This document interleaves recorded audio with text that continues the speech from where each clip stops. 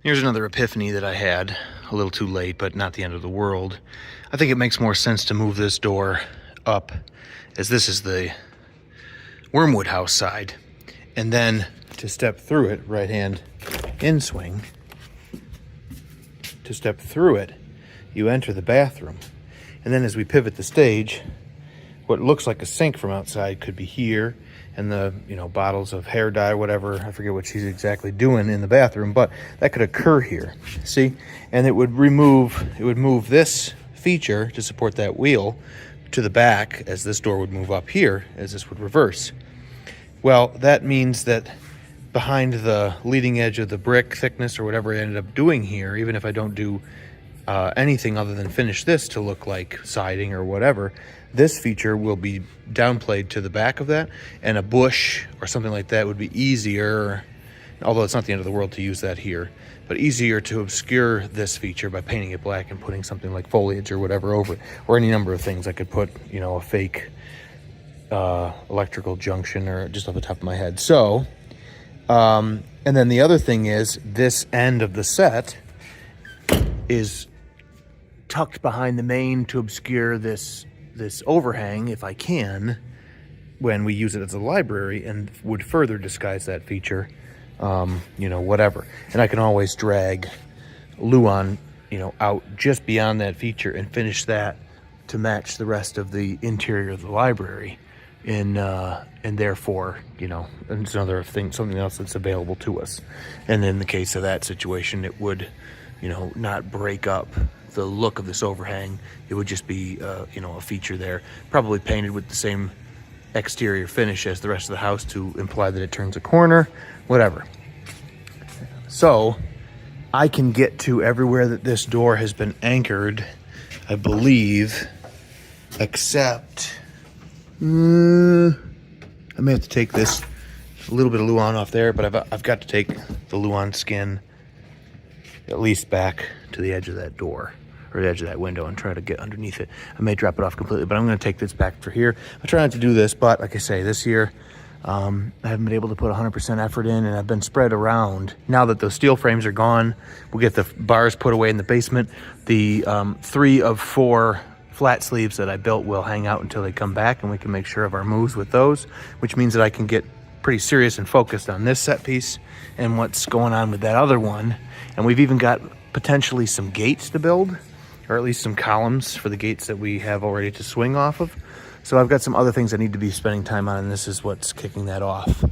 And now that I know that our roof line's going to work, by the way, we can keep the projector up there, and I'll go through the specifics of that, when I have more visual aids. Right now, I've got to stay focused, but I can build in these gable walls underneath that roof angle and not worry that all of that work was for naught if I have to change the roof angle. So it's time to go gangbusters on this set piece, I guess, so check it out.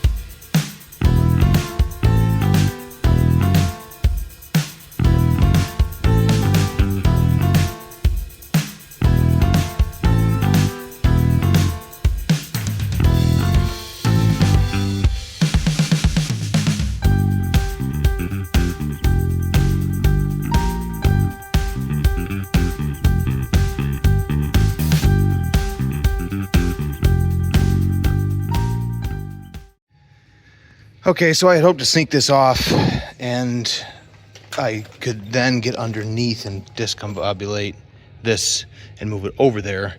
However, I see that I turned a stick inside here to go into the edge of the door, which is a plywood box beam.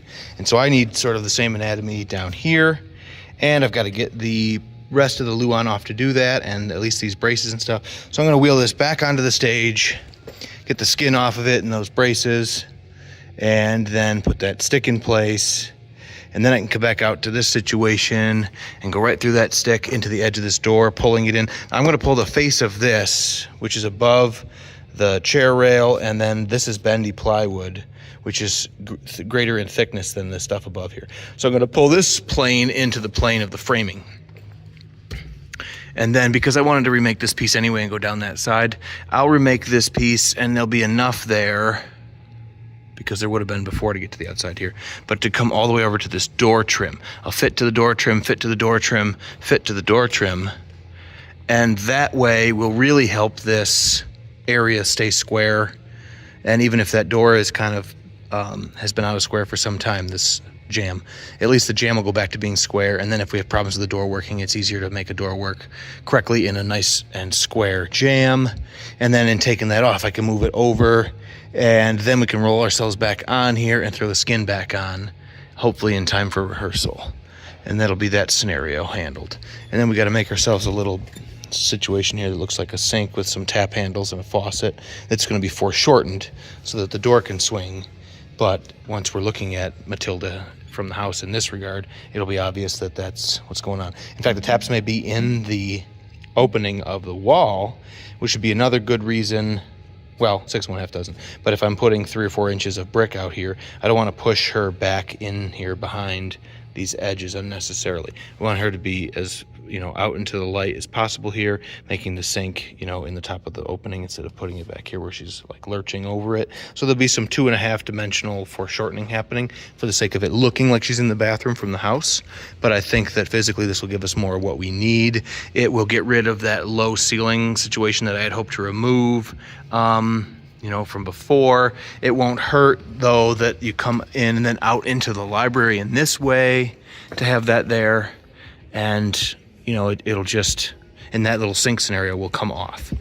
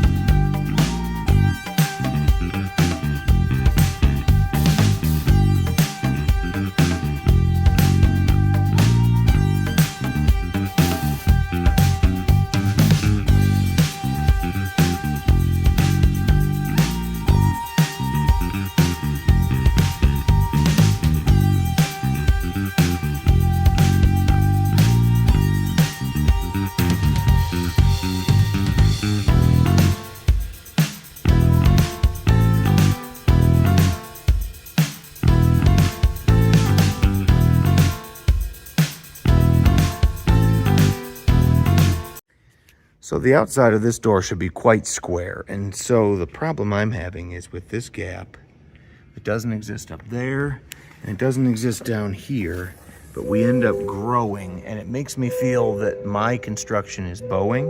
And to be sure of that, I put the string line on it at the top, stuck to the corner, right? And then I let it pull straight here, and I'm far nearer to the door and off of my framing, and then all the way down to here. And so with that check, I can be sure that that stick is pulled, which if I put a factory edge and I flush the factory edge to it, that sends this whole thing downhill, which explains some of the reason that our gap grows, not to mention that we go up a little bit here. And so these two factory ended sheets have been, these laminations have been diverging for a few different reasons. Now I'd say, well, it's too bad that this got bowed, but I was probably confident because it had already been stuck to this piece back here, which is going in the other direction, and it's been set up flush to there for the most part. Now there is some deflection that I baked in when I screwed it in here, and that likely got me started. So I'm going to undo those and undo the screws in the Luan and that Luan, since that's coming off anyway, and try to move him over enough and re-anchor him to this. And then even if I can't get across there, I shouldn't leave it as a gap. I'll put in like a shim, at least in the middle here, and I'll try to screw that together tightly on the shim, screw it tightly at the top and the bottom, and then we'll have to let the people rehearse because I've run out of time.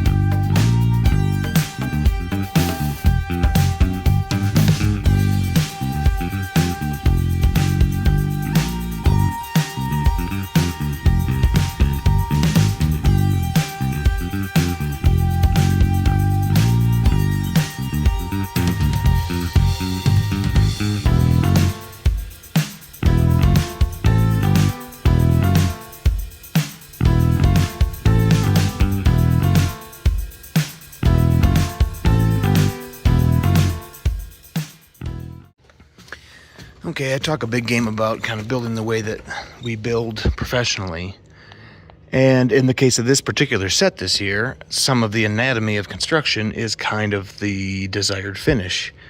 However, you know, there are some things like these days we build, and when we stick build, we build an entire floor system, in this case 2x8, that would sit on top of all the same height wall.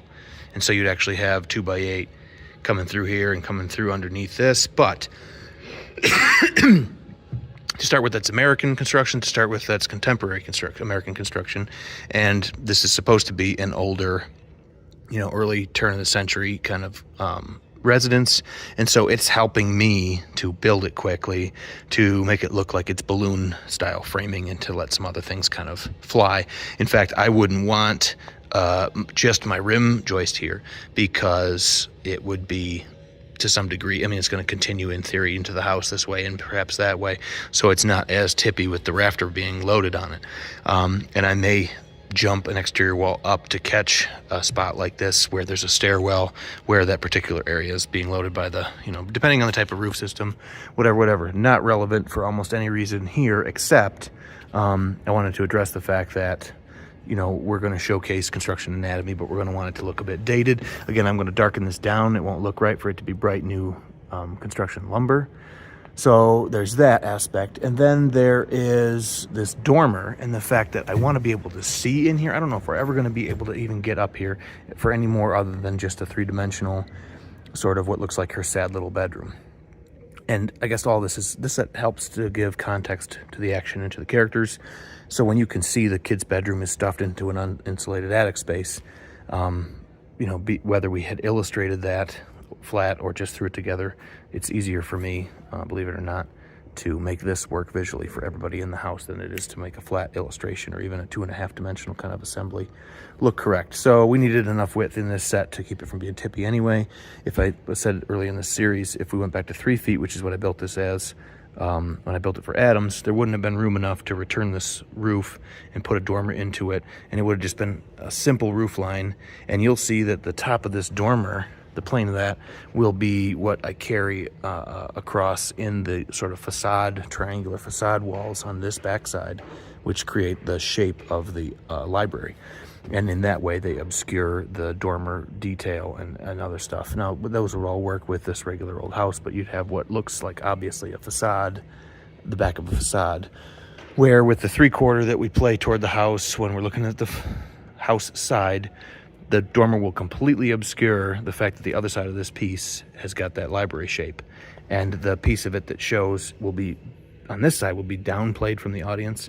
And I'd like to think that I think my plan is to finish it to look like siding from this house, you know, that's around the edges, to make it seem like this is a gable that, you know, the house turns a corner essentially and keeps going. Maybe it'll end up being, I mean, honestly, I might put the roof shingles on that because it's going to come out to here, and in a lot of ways it may give it the illusion that the roof turns, and because that would imply a full second story if it was finished like with siding, and that would imply a bigger, you know, nicer house. And I think these folks are supposed to be in like a little salt box, kind of a suburban hellhole.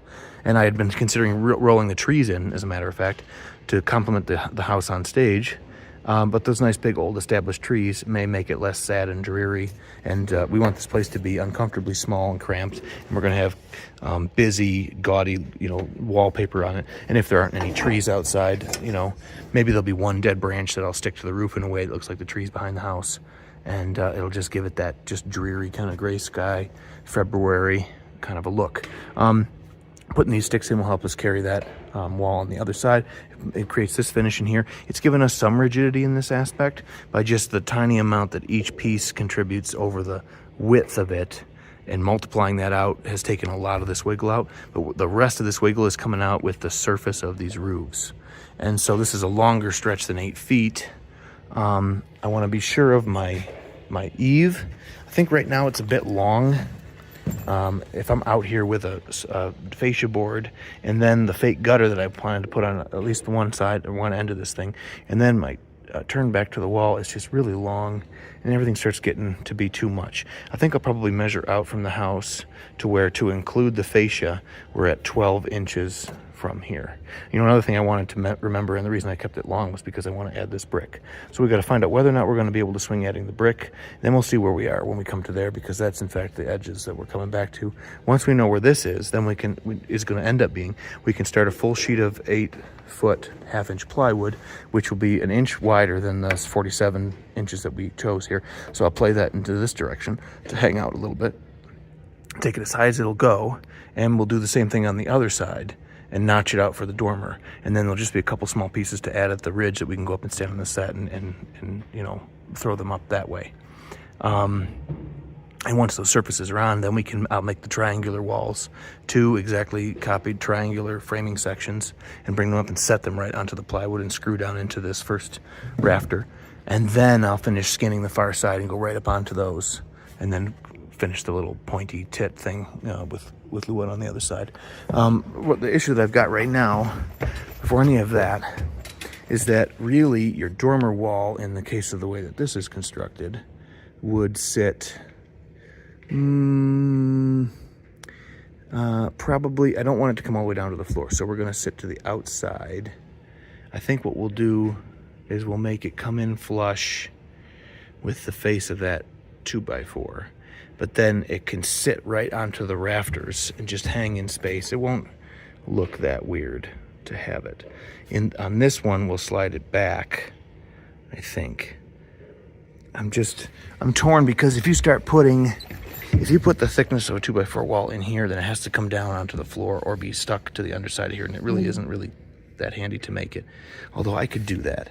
I could make a shelf here, 2x4 shelf, and then die all these in to that, and that would allow us to have 6 inches or so of planned roof sheathing here. Because if I start putting it out on top of this for the sake of being able to set it out here, then the dormer grows that much more, and this roof shrinks that much, and becomes really kind of meaningless to have that much deck and shingle go by. So we've got to play it to no wider than here, and so I will probably have to, like I say, put a 2x4 shelf here. I have to figure out where we have to go to catch the top plate that's going to come along. And actually, all those are going to be at this angle too. All those studs in there are going to have that angle on it. So I got to get a 2x6 ripped. You know what? I'm not going to bother with 2x6 for that.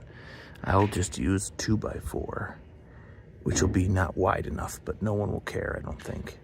And we'll get that shelf on here and get it framed to there and filled in with studs.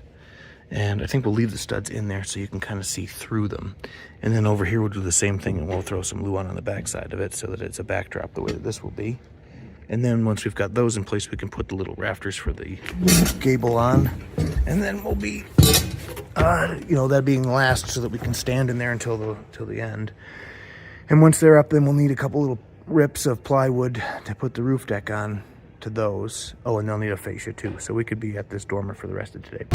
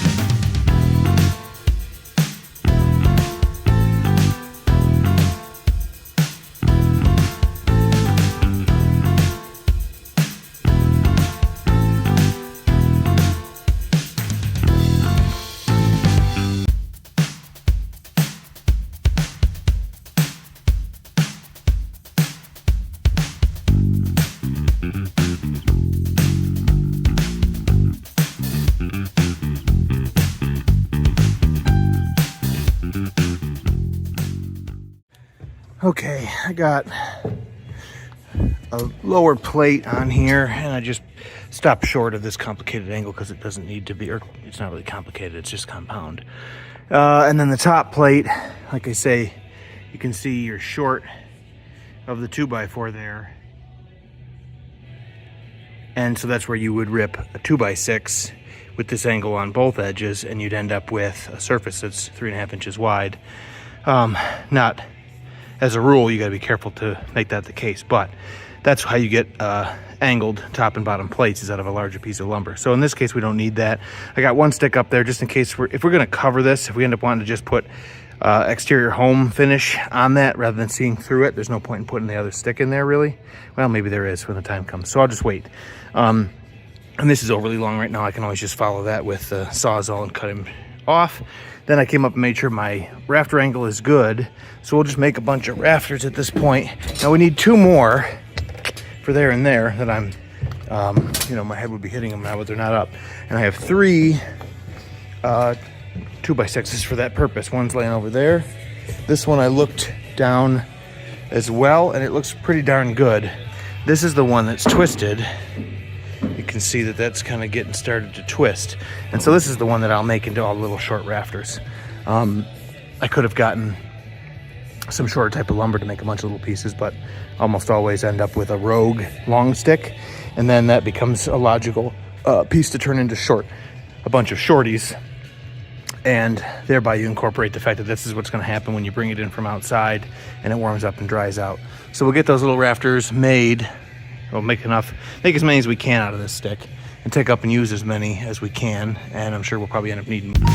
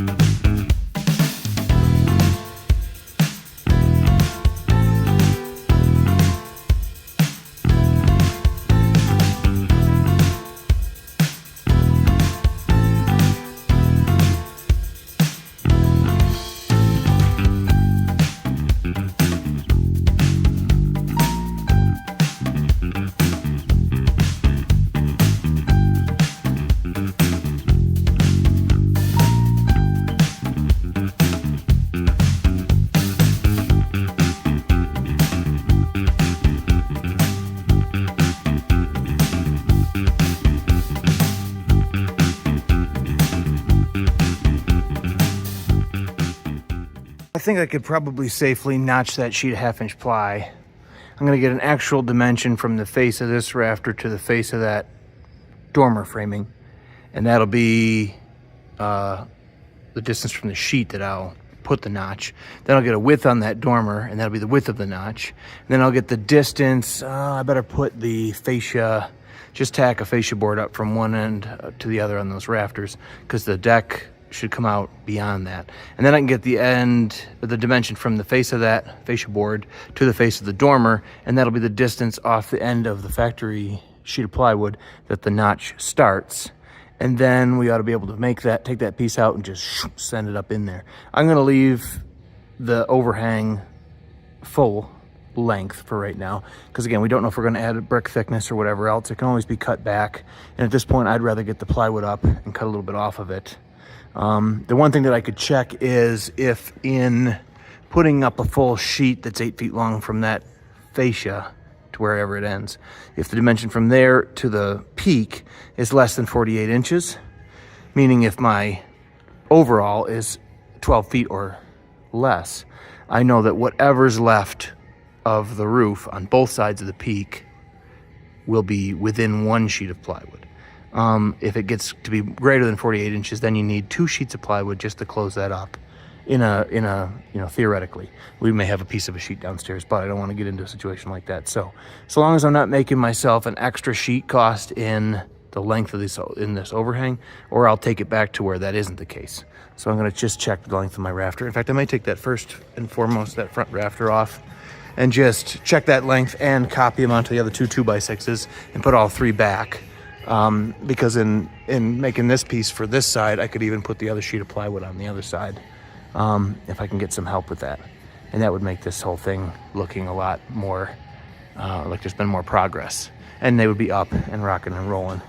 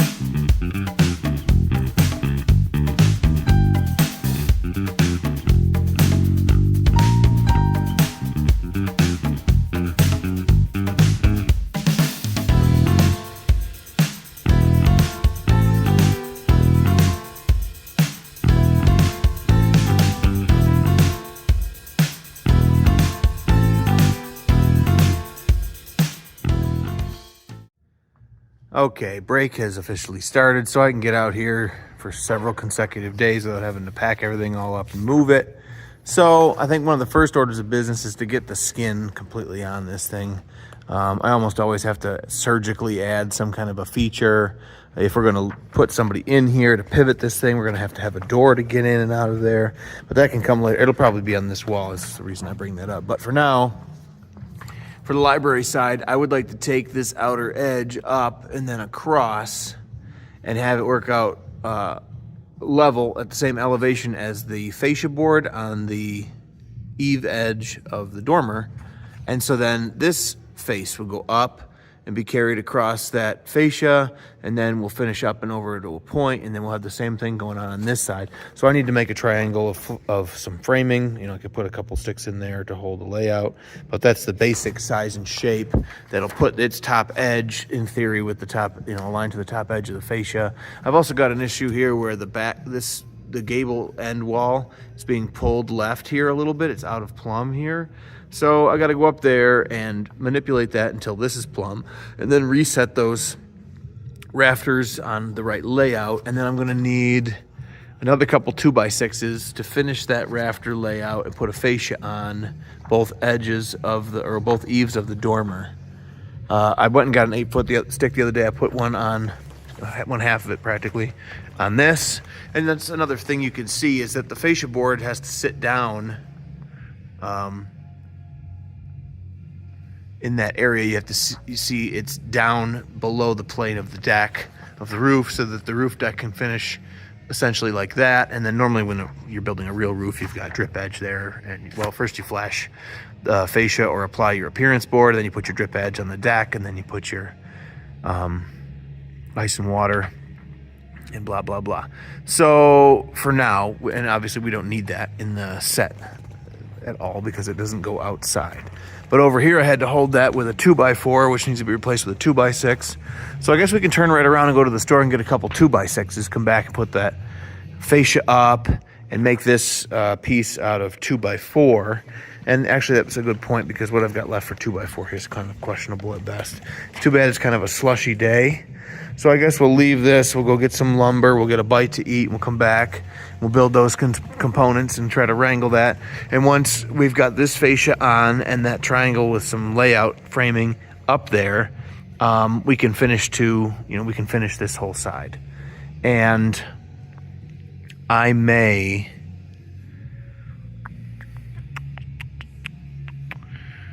was just thinking I might go right out to there, so that this feature, because it's going to need a soffit, that way the skinned end is all one piece of Luan, which might be nice.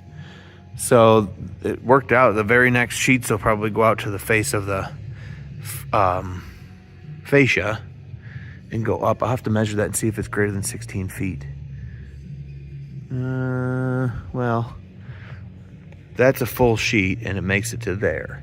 And so the question is, if you pull from that seam, yeah, it's going to be more than 2 full sheets to get there. So we'll have some kind of a weird thing in the middle. I may revise my thinking on that. But anyway, I'd like to see this whole side, wrapped with Luan. And I'd like to decide more about, this has become the bathroom.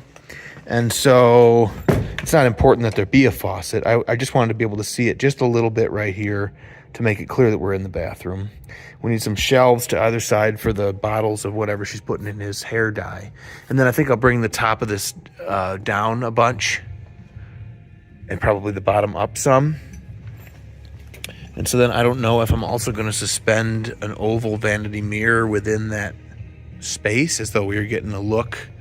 I thought about finishing the space to be just an oval mirror space. Not sure. If I got a big enough and ornate enough mirror frame with enough of a shoulder, it could be painted gold, and then that would show up as though she's looking in the gold mirror in the bathroom.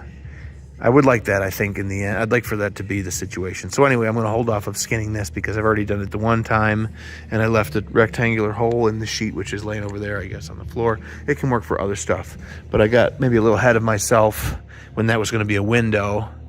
And but other than that, we can get the rest of the stuff like fit it up on there and then see where we're at. Okay, first things first, I had to straighten that gable end up a little bit, and so I wanted to decombobulate this and push it that way and watch the bubble on my little level until it was plumb, or as plumb as the other side anyway. So the first thing you want to do is push against resistance to push that out. And so I set up a clamp to push, but all this wanted to do is blow out in this direction, particularly because this over here isn't aligned whatsoever. If I could push more over in this area, it may have stayed a bit longer. So I broke out the 4-inch screws and just essentially trapped this thing so that in pushing it, it couldn't really come toward me. I did try it with just the 3 inches, but I ended up having to get the 4s so I can get in there and sort of, encapsulate it. Now that I'm content, I've got one little piece of 2x6 that was left over before I break into the new ones. And so I think that I can set this up using the bottom, making that equal. And it won't matter that the top is missing because the plywood will float that. And that'll get all of the dormer rafters that I need. I take that back. I should probably put one last one in here that goes to here. So I will have to just take a measurement off of this here and plumb cut it and make 2 of those, and they go from here up to there just to finish carrying the plywood. And then see if I can't use the framing to figure out what the plywood shape should be and make those pieces and stick them on there. Yeah, I was kind of torn.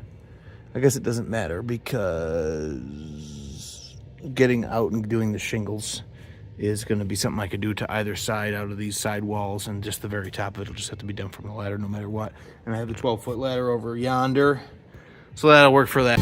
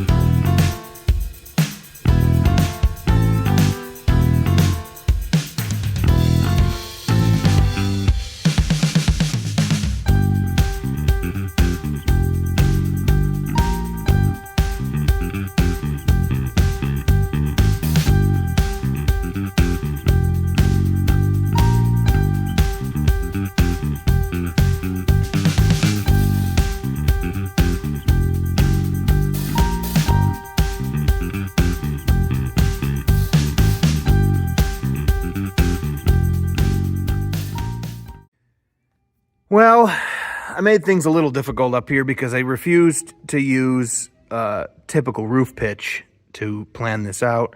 I more often use angles in complicated construction, degrees, and specifically, you can set the miter saw and stuff to roof pitch, but I just chose to keep it in degrees and use angles up here. But I wasn't sure of whether I was 30 or 32 degrees, and I had to change it a couple of times to figure out why my angles weren't sitting closed, and playing around and trying to reuse these pieces because I had already made them. And so they all got a little bit shorter, and I guess it'll be on this side that you can see it. I had hoped and had planned for the fascia to work out plumb with the framing, because this is going to be where we change the look of the library side and come in and land Luan. At this point, I'm gonna have to put 3/4 inch piece of plywood on here, which isn't the end of the world, just to return that Luan that comes up on that side. And that's just a factor of having made these all a little bit shorter and making sure of my angle and making sure that things came in correctly. I've also got scenarios like this ledger that I used, or it really ends up being the top plate of this wall. And, there's a variety of things at play here. If this was a real dormer, this wall would probably come down and sit right on the floor. Or, alternatively, you could do what I've done here and put a wall thickness in this little triangular space. But this actually needs to work out better, especially if you're going to finish, because you're going to have drywall coming up to here, and then you're going to have drywall coming down the surface here. And so right away, you want that 2x6 that's been ripped as a rhombus, so that you've got a top plate that returns that drywall in this region, where this is all negative space right now. See that? So we've got all this negative space and you can't attach drywall. Why does that make any difference here? It didn't. And so rather than consuming more 2x6, I just made this out of a 2x4 and put the angle that I needed to stick it to the side. But then I don't end up having that meat up here. And when I want to come in and fill in the layout, and when you want to make the measurement and make these pieces, you want to go long to long, because you can hook a tape measure on a long point. It's difficult to hook a tape measure on a shallow point. So as an example here, if I'm going to make this piece, we're going to go long tip to the long tip down here. And then we're going to get that measurement, because I can't hook my tape in a meaningful way, in an accurate way, on an open angle like that. It wants to continue to fall off. But I can hook it here and I can go to there. And so if I need to know what the long to long measurement is, I know this is a 30-degree angle, and I know this is a 30-degree angle, and that they're at 90 degrees to one another, and that in the case of this, we need mirror images. This sits inside of there, like this, you know, and then over here, to go that way, you got to have the opposite angle on it. So you got to have a mirror image. However, when I find the layout mark and I measure with my tape, what would normally be from here, and I hang the weight of the tape, I was doing this one-handed, hang it plumb, and I find out where my long measurement is there. The problem is that to be here, that's like measuring this. And you see that extra bit of length that sticks up as a product of this corner of this plate not being out in space where it should be? I made these too short. I made those too short before I realized what it was that I was doing here, because I kept coming up to negative space and pulling the measurement like I normally do, go and make it, come back and figure out it's too short. It's because I didn't make this out of 2x6, and then the time that I've spent here crawling around with bags on up and down and ripping nail or screws out because of the, again, cost savings. Rather than a screw like this that has this reverse sharper pitch thread right here, I went with these that are cheaper, and you end up having to pull the head of it super down deep before it starts pulling this piece of lumber in tightly to the next piece of lumber, because it doesn't have these threads up here that start doing that for you as the part of the process of driving the screw in. So collaterally over this entire project, I've been fighting with cheap screws. And in the case of this, I chose not to consume a 2x6, and I made those pieces several times over, consuming that material, turning it into little short blocks, which I started, it works smart. When you have an angled space like this, you always want to try making the longer ones first. And I know it feels silly because they're longer pieces, and if you get them wrong, then it's a bigger piece of lumber that you've wrecked. But if you get it wrong, you can move to the next layout stud and just take a little bit more off, and you could try again, and you could try again as you move your way to the smaller areas. And as well as chasing down, finally you get to the needing the little small pieces, and you'll have mistakes and things that you cut off at the end of them to fill in the last pieces that you need. And so over the course of a project like just this little area of this project, you don't use any more lumber than you normally would have, even though you make several mistakes over in the learning curve. So I knew how to do this fundamentally from a professional standpoint for a real dormer, but I've been trying to simplify this and simplify it and skip out on materials and skip out on costly errors and leave these ends to play out, you know, just cut this short, cut that short, because we're not finishing anything here. But now I've got to, you're going to be able to see this, and it's not as though someone wouldn't necessarily have framed their residence that way, but I think it draws the eye and it's a little bit ugly, and so now I'm going to have to do something with that, and basically you get all done and you haven't saved yourself anything. In fact, you cost yourself, or took more time, you know, and took time away from other things that would be more beneficial. So that's why, for the most part, I just stick to conventions, and it's why even in my professional work, you have to stick to conventions. I've learned my lesson in ways like this, where it doesn't matter all that much, that as soon as you get away from the standard way of doing anything, you find out that it works as a system. If you throw a wrench into the system, the whole thing comes crashing down, and you can't depend on anything else that you need to be able to depend on, and you start making or having costly errors and working, you know, more and more slowly by orders of magnitude to where it becomes a real problem. So I continue to try to fight that good fight every day. Now, in the case here of this surface of the roof, we don't need to know or figure out any angles here. This is quite a small dormer, but suffice to say the sheet goods that go on it are going to go from down there to right up here. This is where the edge is going to play out. And so all I really need to do is look at, well, 24 would reach to there. And I'd really hate to consume more than half of a rip of a full 4x8 sheet just to get to the ridge up here. So I could cut it in half at 24-inch rips, and I'll be a couple inches shy of the ridge on both sides here. But I'm just going to bend some cardboard shingle to make what looks like ridge cap anyway, to go up and over that. We won't need the plywood to continue perfectly. So I can be sure that a 24-inch rip is going to do me. And then if I go out to the one end, if I throw the phone down, and then I go out to the end of the dormer, I don't even know why I'm trying to hold this screw in one of my hands.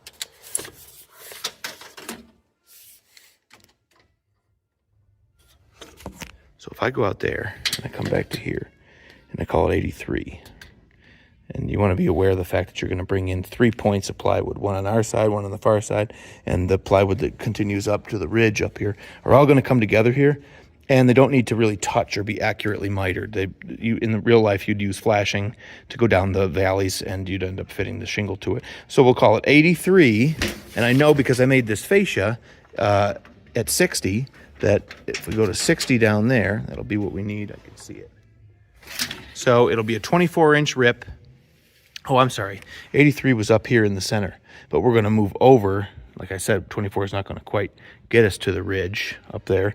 So we're going to move over, and ultimately you don't want to stick to that measurement from down the center line, or you'll make your angle too sharp. Because it should be 83 down to there. And as you move over, it gets shorter. You want to maintain that angle. The overall point gets shorter. So we're talking more like 81 or, yeah, like 81.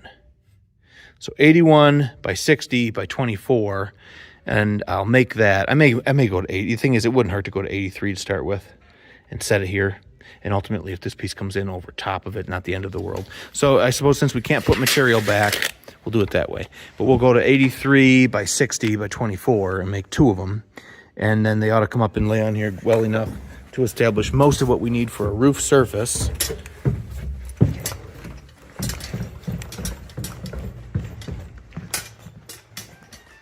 And I put another set of rafters there. And the front is a layout, and the next one is 16-inch layout, and they're all 16-inch on center layout, so I have a little something I can find when I'm trying to put the plywood down. Not for structural purposes necessarily, but I do that down here certainly for structural purposes, because any wider of a space and you start to run into problems with the deflection of the luan. In fact, it still gives us a little bit of trouble sometimes. But we're going with a thicker plywood up there, so it becomes less about deflection again and more about being able to find what you're looking for and not having to poke a bunch of holes before you can find a stud to attach to. And then these, you'll notice those are establishing a surface so we can put a piece of soffit, basically a piece of luan up on that side and under this side, and keep going down and have something to attach to basically finish the underside of that roof right along in such a way.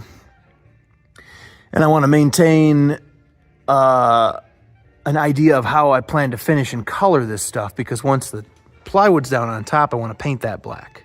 And when the underside is covered, I want to paint up like an off-white or some kind of color that the at least this fascia board down here will be, and all the fascia for the dormer will be that. And I will do as much spraying as I can do. And also the framing of this upstairs space, we want to paint that down to a dark brown.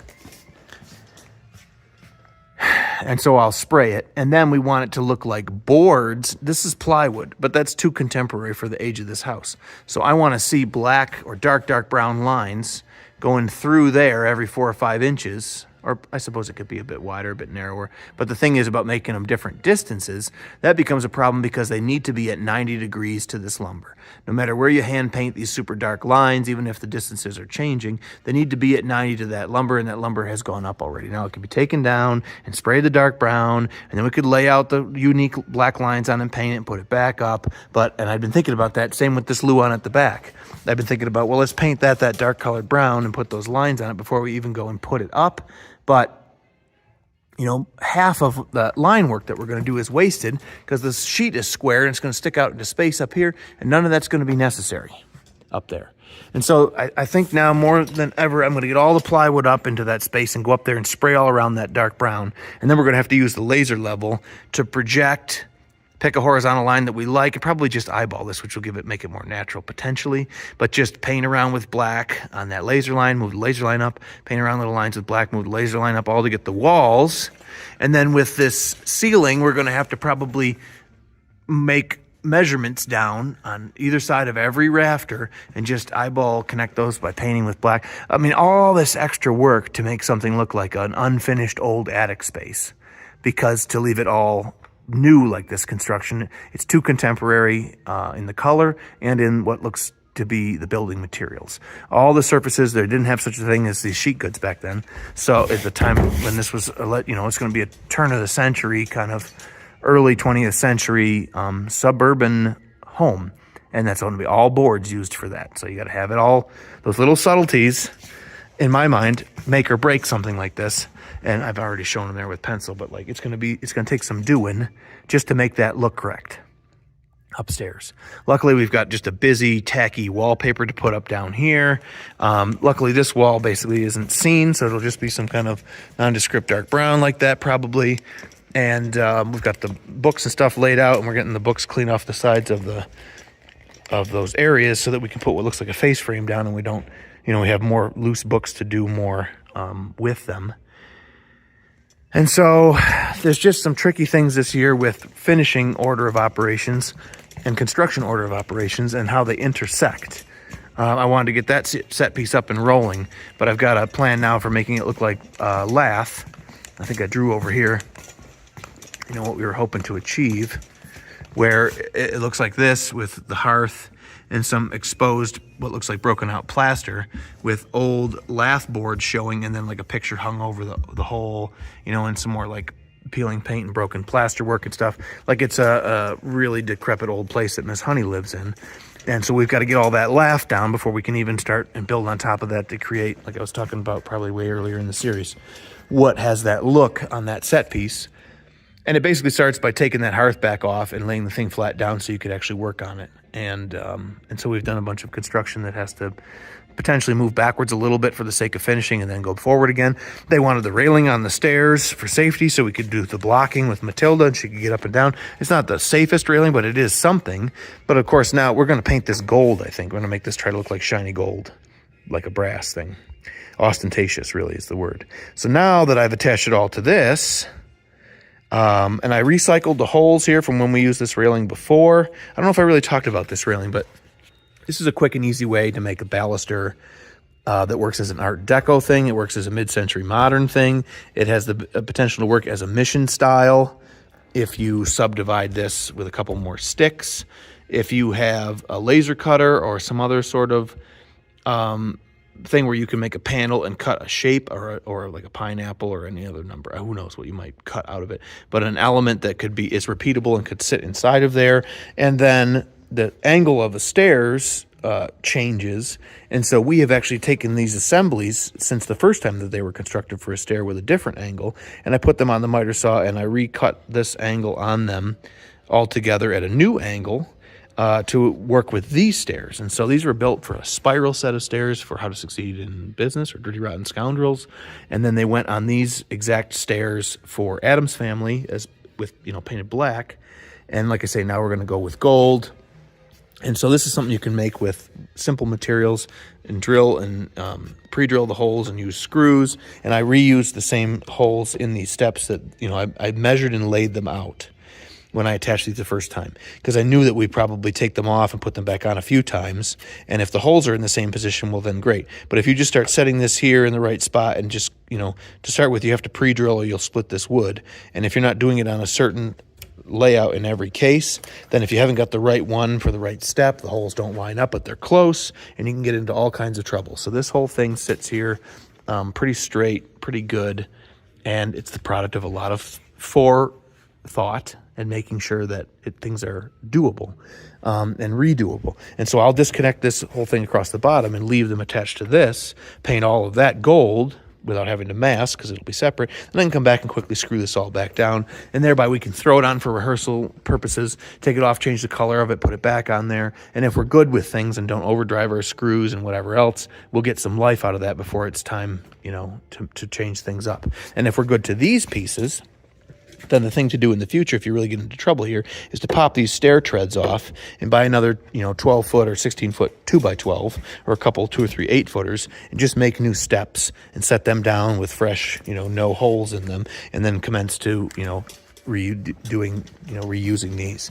Or, if these pieces on the bottom obviously get so bad, you can disconnect them from the rest and remake those. And so there's some versatility, but let's not make things more difficult than we have to, right? So that's sort of where that just appeared from magically. We built those years ago, and we don't have the money this year to go and make a different type of balustrade. Now that broke, and I'm going to want to fill that at some point. Probably put some glue in there actually before I leave right now just to get that hardened up. You want to get ahead of stuff like that chips and breaks and just re-glue it with construction adhesive and save yourself the headache of it just totally falling to pieces later and you don't have any recourse. So I'll get that much done and then just continue to think about how best to finish everything up there. I think it's going to be neat to see that what looks like a real house sliced, but boy, the effort in doing this. I knew it would be something, but I didn't realize it would be this much. And we've got a lot of stuff left to do, so stay tuned.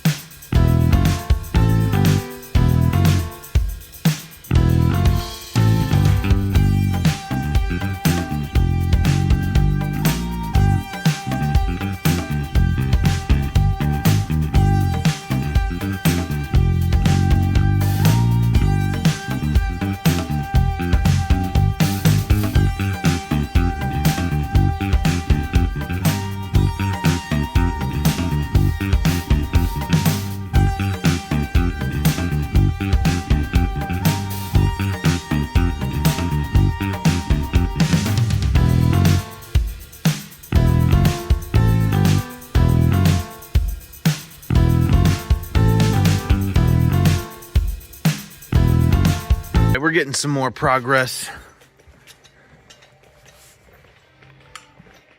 I got the surface of the roof up, and we've got some black paint rolled up on it. We're going to put some of those same cardboard shingles that we used last year.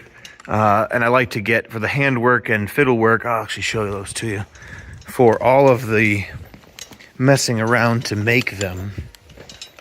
I like to get a lot of mileage out of stuff like this, so we save it, keep it around. They're worth, giving the students to do. If you can get the paper pulled off of cardboard on one side, and now these were sprayed black. But because they were sprayed, it pulled them into this cup shape, which worked well for the whimsical shingle that they were last year. This year, I'll probably bother to turn these over on something and spray them all black on this side and try to get them to pull flat again. And then we'll put them up as a mid-century, early to mid-20th century shingle. You could certainly buy real shingle, or somebody that is in the production probably has, a pile of old shingles or something. So you can always do that, but they add a lot of weight, and I think it'll work better if we don't have something that looks that new up there. So, and because of the fact that they'll be stapled down, we just want to get it black underneath just in case we should lose one. It'll look better far better than showing the bright new wood up there. So we'll get that rolled black. And, you know, if we go right up there and look at the angles, it's going to be along the lines of what most roofers are going to do, is just get close, but no, you know, without a real need to make things perfect, because we just need to establish these planes enough. And I had to screw that down actually on this side, I forgot. Establish these planes enough, and then of course that's an intersection of two planes, and you could fold a piece of flashing and find a place where the crease sits down in there, and then attach the flashing, and then put the shingles on and cut them to fit the exact crease in the flashing, and you get all done with a nice valley in the roof, and you really don't have to be ultra careful. Mostly you just want to keep things from interrupting and slamming into one another. And so, you know, and again, I'm coming and going up and down the ladder, and if I was feeling lazy, so I didn't take this back down, but could I have cut this back up there? Yeah, but it went underneath without really becoming a problem. And we're gonna, like I say, make the ridge by just folding those cardboard things over. And so all things considered, we're in nice shape here. This is where I wanted that fascia to be flush out here, but we're sitting back almost an inch. So I'll just put a flat piece of, you know, just put a slip of probably 3/4 inch plywood in there. And then this will be where the luan comes up and goes across. And if you catch any of that roof angle beyond it of the dormer, it won't hurt things. And over here, there won't be any roof angle to see, but again, it won't hurt anything at all for that to be the case. Another thing that I was talking about probably before when I was shooting was how, you know, we want this to look like an unfinished attic space, and we want it to look vintage. And so we're going to darken it way down. But I also realized we need to put the lines of boards on the sheets that go up, because you wouldn't have had 4x8 sheets of plywood. You would have just boards, and they would have been close to the same width, but not exactly. So we got our color, and they're going to get some lines, you know, laid out on here at between 3 to 5 or 6 inches wide. But I also asked them to do the same width layout across the two sheets, because the sheets are 8 feet long, and we'll be putting them up like this. We'll be putting them up like this, you know, butting into the center probably.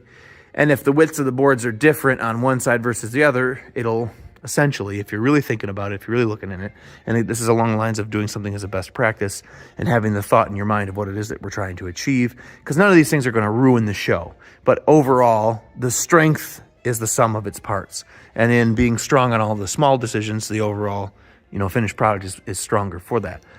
So I want those widths to line up so it looks like real long boards doing the whole distance, despite the fact that the sheet starts and stops probably on that middle stud. So I want to have the forethought to making those measurements. First of all, they were starting and doing them differently. I said, we'll make them different, but over the course of the whole thing lengthways. Then we'll hand paint the lines, the cracks between them as carefully as possible. And then the last thing that we'll do, you know, so if these are the lines between what we've got for boards, we'll probably end up, and you know, and those will be painted black. And then we'll end up doing, once in a while, we'll just add what looks like a missing, you know, notch or whatever out of them, because you end up with a knot. And once in a while, you can put a circle on very periodically, very infrequently, but that'll help. But just a little bit of black and a little bit of thinking to do that much. We'll have to tie in these lower sheets with that. The sheets in, you know, on the inside surfaces of the dormer will have to be tied in with that look. But then over here on Honey's house, we've also got something going that's supposed to look kind of perfectly imperfect, if you can kind of see. We've used blue tape. So first they did a coat of like I don't know if the paints are here. You see it? I guess I took some photographs of it, but I didn't do any video. So we had like a creamy color that we, actually a dark kind of creamy color.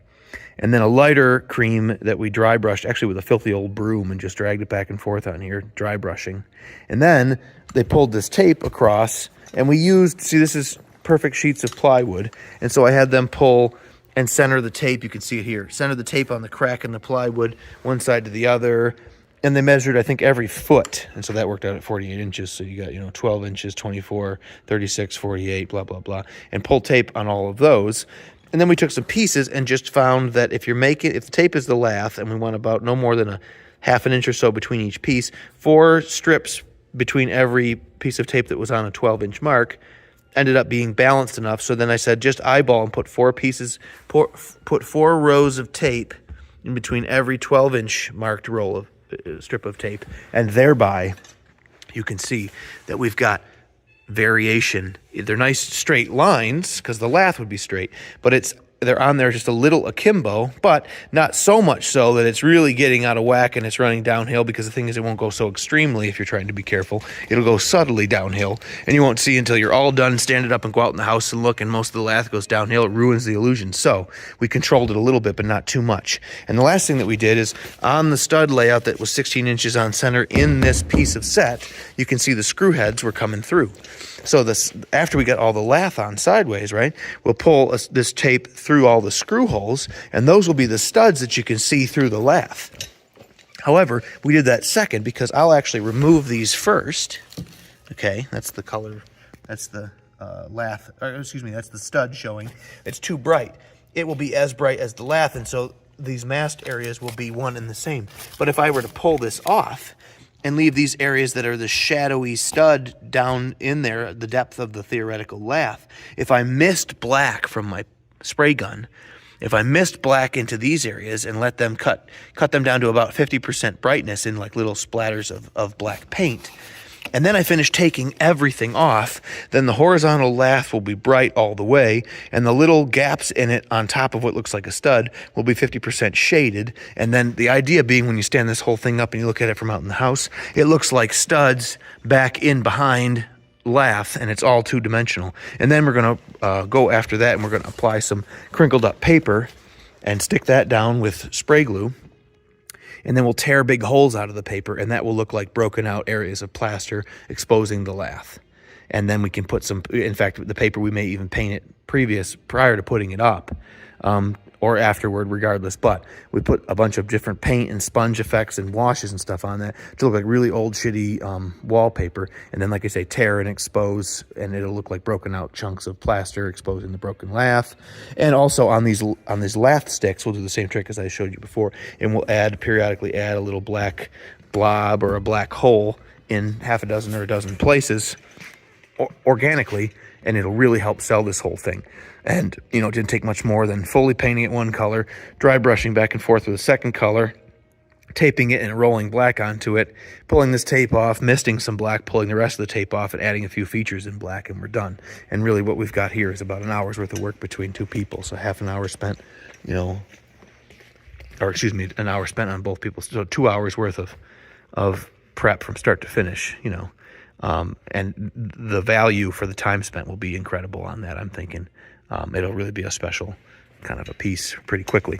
We've got a darker color in behind and around the books right now, and the one by that came off of those flats, that was just like a blessing.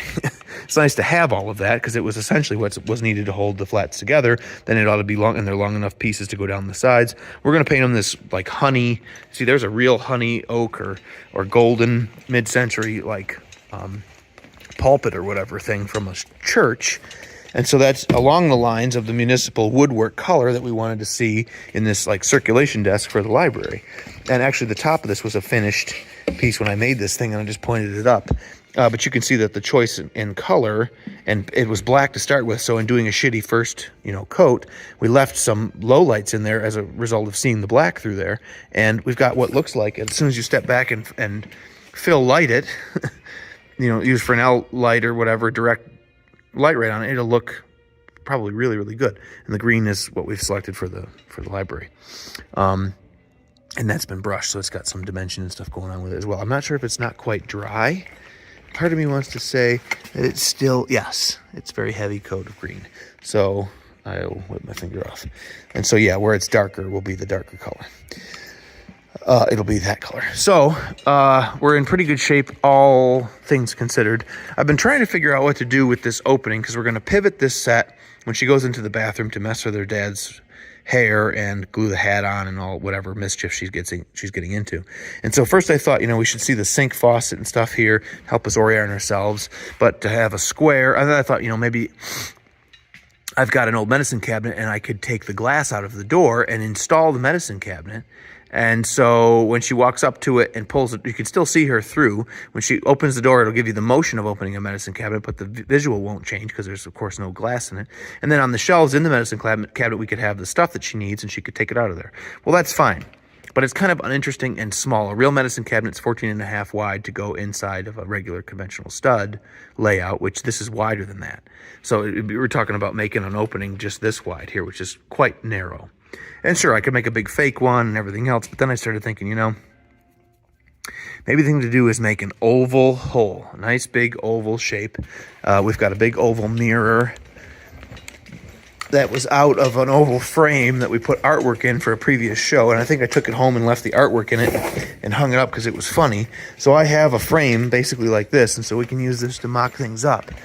But if this is the opening that I make through the wall, it's practically or as great or wide. No, it's practically as wide as what we had here already. It certainly looks like a bathroom. And if I make it an opening this shape that goes all the way through, I can put the frame on the inside if it's important. If I think that catching the edges of the frame, being able to see it all the way around will help matters, like especially if it's painted gold or something to catch the light. But then in the inside surface of the opening, I think I'll use that tinfoil tape so that it's like chrome. A lot of times when you open a medicine cabinet, it's shiny or chrome. And so the inside edges will be chrome. And then I'll put a couple shelves across to hold the items that she's going for. And I think what will end up here is a hybrid of it feeling like a medicine cabinet, but it has an oval kind of a shape, which is still a mirror shape. It's a nice big opening. The edges of that, I've got the gold frame on the inside and the silver edges around, you know, it gives it that mirror. It's subliminal, right? So it gives you the feeling of being in a medicine cabinet without necessarily seeing the glass or even having her open what it seems to be a door. And the shelves within it have got the items that she's looking for, you know, etc. I think that will be like the ticket, and that's kind of my plan right now. Now, the other way, it's the library. And since we don't want any of that to be there for a library, that's the only place where having the frame on here kind of permanently becomes an issue. Because if there's no frame, well, then we can just put a library poster on a piece of Luan, and it can, you know, use magnets and it just stick it over that opening for when this is the library, and just take it down and take it away for when it's not the library. And so some sort of situation like that may work for us, you know, with a quick change. I have yet to figure out how the script works back to back if we're ever, you know, house to library to house and back and forth. Yeah, so that's where I'm at with all of these things for right now. I guess we'll come back and see where we can get. I'm going to get up there and spray that dark brown color. And then once these are done, they can go up on that wall, and there'll just be some touch up to do. But I've got to get all that sprayed brown before we can put those up. Otherwise, I'm just spraying over all of our hard work. And the other thing I want to say is I think I'll probably try to dry brush up and down that, dragging the broom perhaps, and put another color that's lighter, fairer color on here. Just dry brushing straight up and down on here before the black lines. I'm sorry. And that's just something that'll have to be repeated in the areas where we're doing touch-up, and probably have to get some dry brush going on all the structural components up there as well. There's nothing tough about that. It's just when you run to the end of things, because you're putting grain on, and you want to be able to follow through cleanly. And when you're trying to follow through off the end of something and you're crashing into something else and the brush pushes into that and leaves a spot, then when you push through in the other direction, you're trying to work around, you can't really follow through where things connect. And it's so important that the direction of the dry brush be correct. So it really takes somebody who knows what they're trying to achieve, which we have some good, we have some talented people, so that should be pretty good. And we'll get this gold color on all that 1x so that, and I think it's going to pop.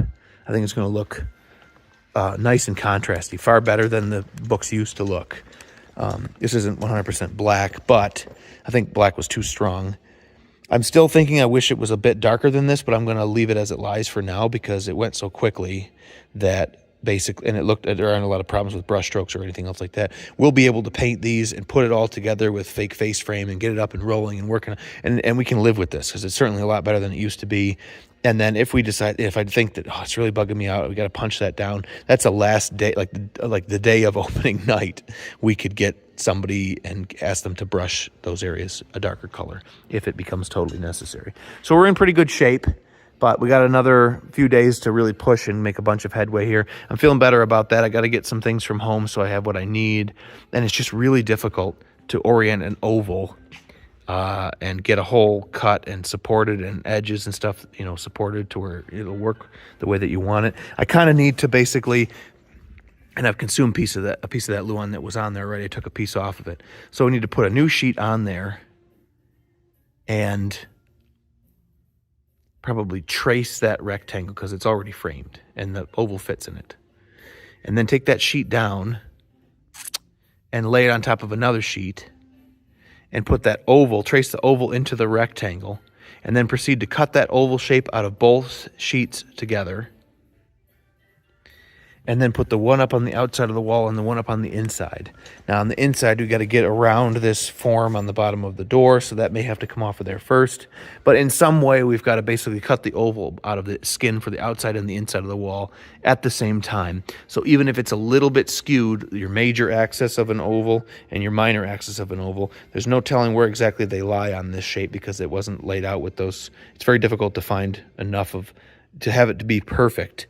Where if you want to take a strip of like ram board and go around the inside, if they're a little bit out, it twists that strip, and by the time you go any further than that, it starts walking the strip, and you can't force it back into the edge without bubbling it, and it just becomes impossible to make a nice finished shape. So you have to be really careful about ovals in that way. But I think if we cut them together and then put them inside and out using, basically the registration being these edges that are indisputable straight edges, relatively speaking, and get them up to where the holes line up, then we can use some ram board, make it overly wide, and clip up the edges so the edges can be formed in tabs and lay down around the inside and the outside and taped or something like that. And then we can end up, with a finished oval shape. It's going to be tough, but you'll see what I'm talking about if you're not following me already. You'll get it soon. I'll show you. All right, hang in there.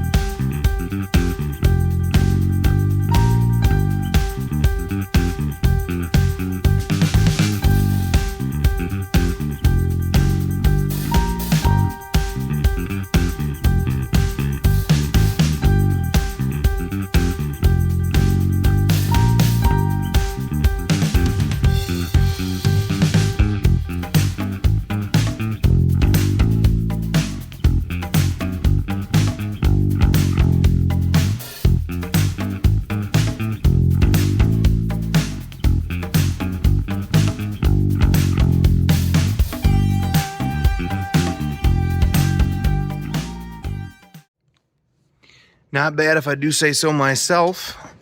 I was going to use the regular Luan color, but you don't have this kind of variation. And you want to make it punchy. That's a good 25% different in shade. If this is 25%, this is 50% darkness. And then I went to 75 by splattering black, and then obviously 100% black is the negative space. And thereby, hopefully when we bring fill light up on it, you'll get the studs back out of there, which they're there. It's just, and again, we're only going to see this through a few spaces, but it wasn't, you know, it was quick enough. The thing about the level, quality, and the distance of the spacing and the thickness of the Luan being where you need it to be and looking right in that area was a product of using the shape of a, you know, the perfect rectangular shape as a reference to getting to that point. Trying to set them in their level and just paint enough to be exposed later and all of that, you're going to spend nearly as much time and effort in achieving that than you do in just getting the whole surface painted up like this.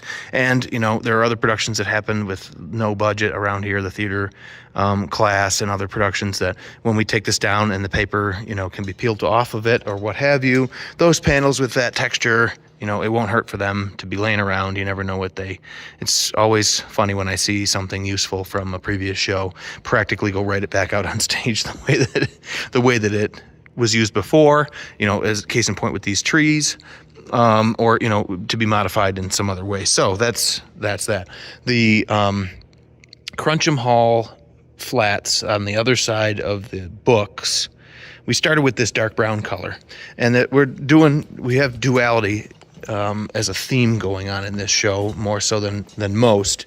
The blue and maroon colors for Crunch'em are based on the school uniforms for the boarding school, which we went with blue and maroon. Now we got plain clothes for the kids, and then I believe these have already got like a monogram. Yeah, the Crunch'em Hall monogram, and those are along lines of the tones for there. Now the library is this lovely honey-colored woodwork and green, you know, vibrant green, like we saw on the circulation desk. And all the woodwork in the library will be this, you know, the bookshelves, this bright gold, happy, joy. And we're going to have wainscot in here also because it's a municipal building. I think it's an easy way, either judge's panel or whatever, not necessarily wainscot with a lot of bead lines, but judge's panel where like we have repeating frames. In fact, both Crunch'em and the library will probably be judge's panel with a heavy chair rail. However, in Crunch'em, because it's a dreary, sad, depressing place, we'll be using this color as the base for the woodwork, and this is the window trimming, and that's going to be, you know, part wainscot on the wall, so the lower part of these flats can be that color.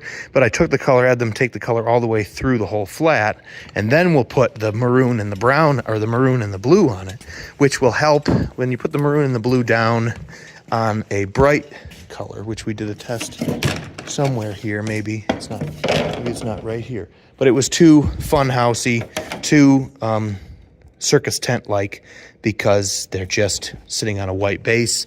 They're more vibrant, and we went with darker tones anyway. I wish I had that test right here somewhere. It was right here somewhere. Here it is. You understand, you know, the tonality of the color is different. It's just going to work better for us as a product of starting with a dark tone.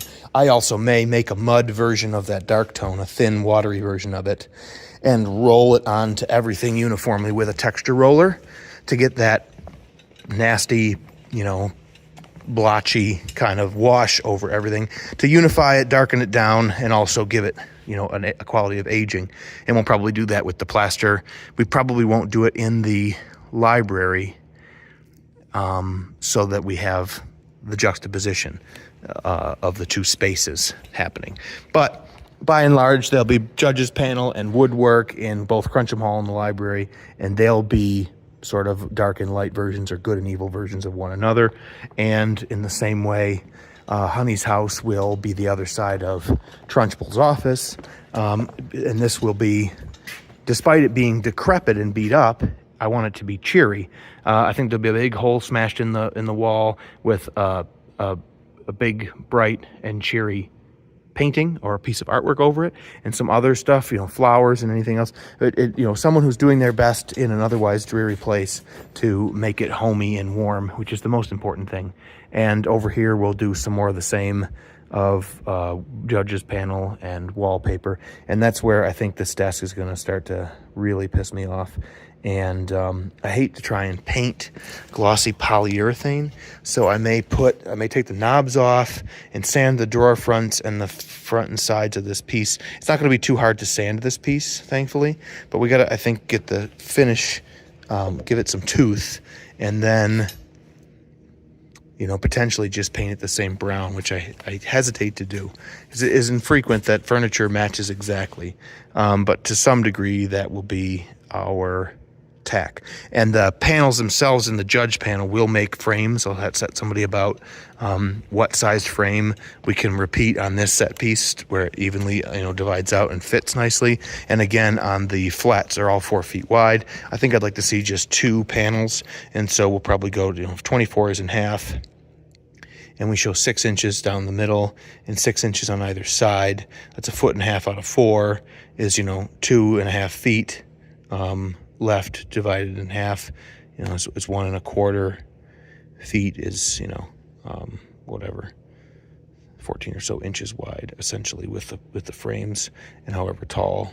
And that'll be a jumping off point, and we'll just see where from there. We also got to look at what material we have to make them from. I've got a bunch of quarter round that came off of those bookshelves as the shelf front, and if I thought that there was enough here, which there isn't, half of what we need probably, but it could make a nice, if you were to turn the round inward or outward, depending. The thing about quarter round is it throws light in an interesting way, more so than a square piece.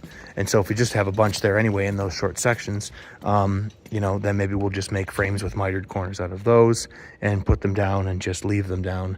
Because honestly, these flats with books one side, wainscot, chair rail, and a flat smooth wall on the other will be something that can be repainted and used in other shows just as is. And so the judges panel may stay on there for some time. It will come off the library piece because, of course, it's just a piece of that Luan, and Luan's going to come off because this will be struck.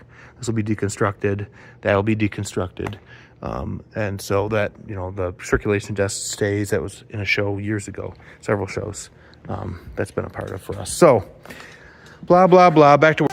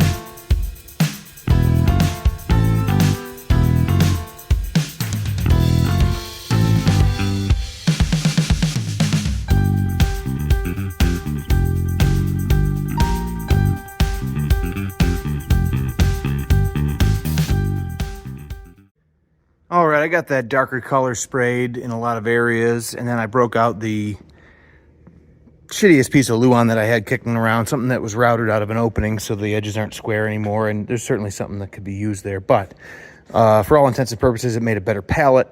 And I got some black and the other color, I think that we based the Luan, or we based the Laugh in, and so we had, the medium of the initial, like bronze, I think it's a bronze, something or other is the name of it, and then black being darker and the highlight. And I brushed through back and forth with just a shitty old broom.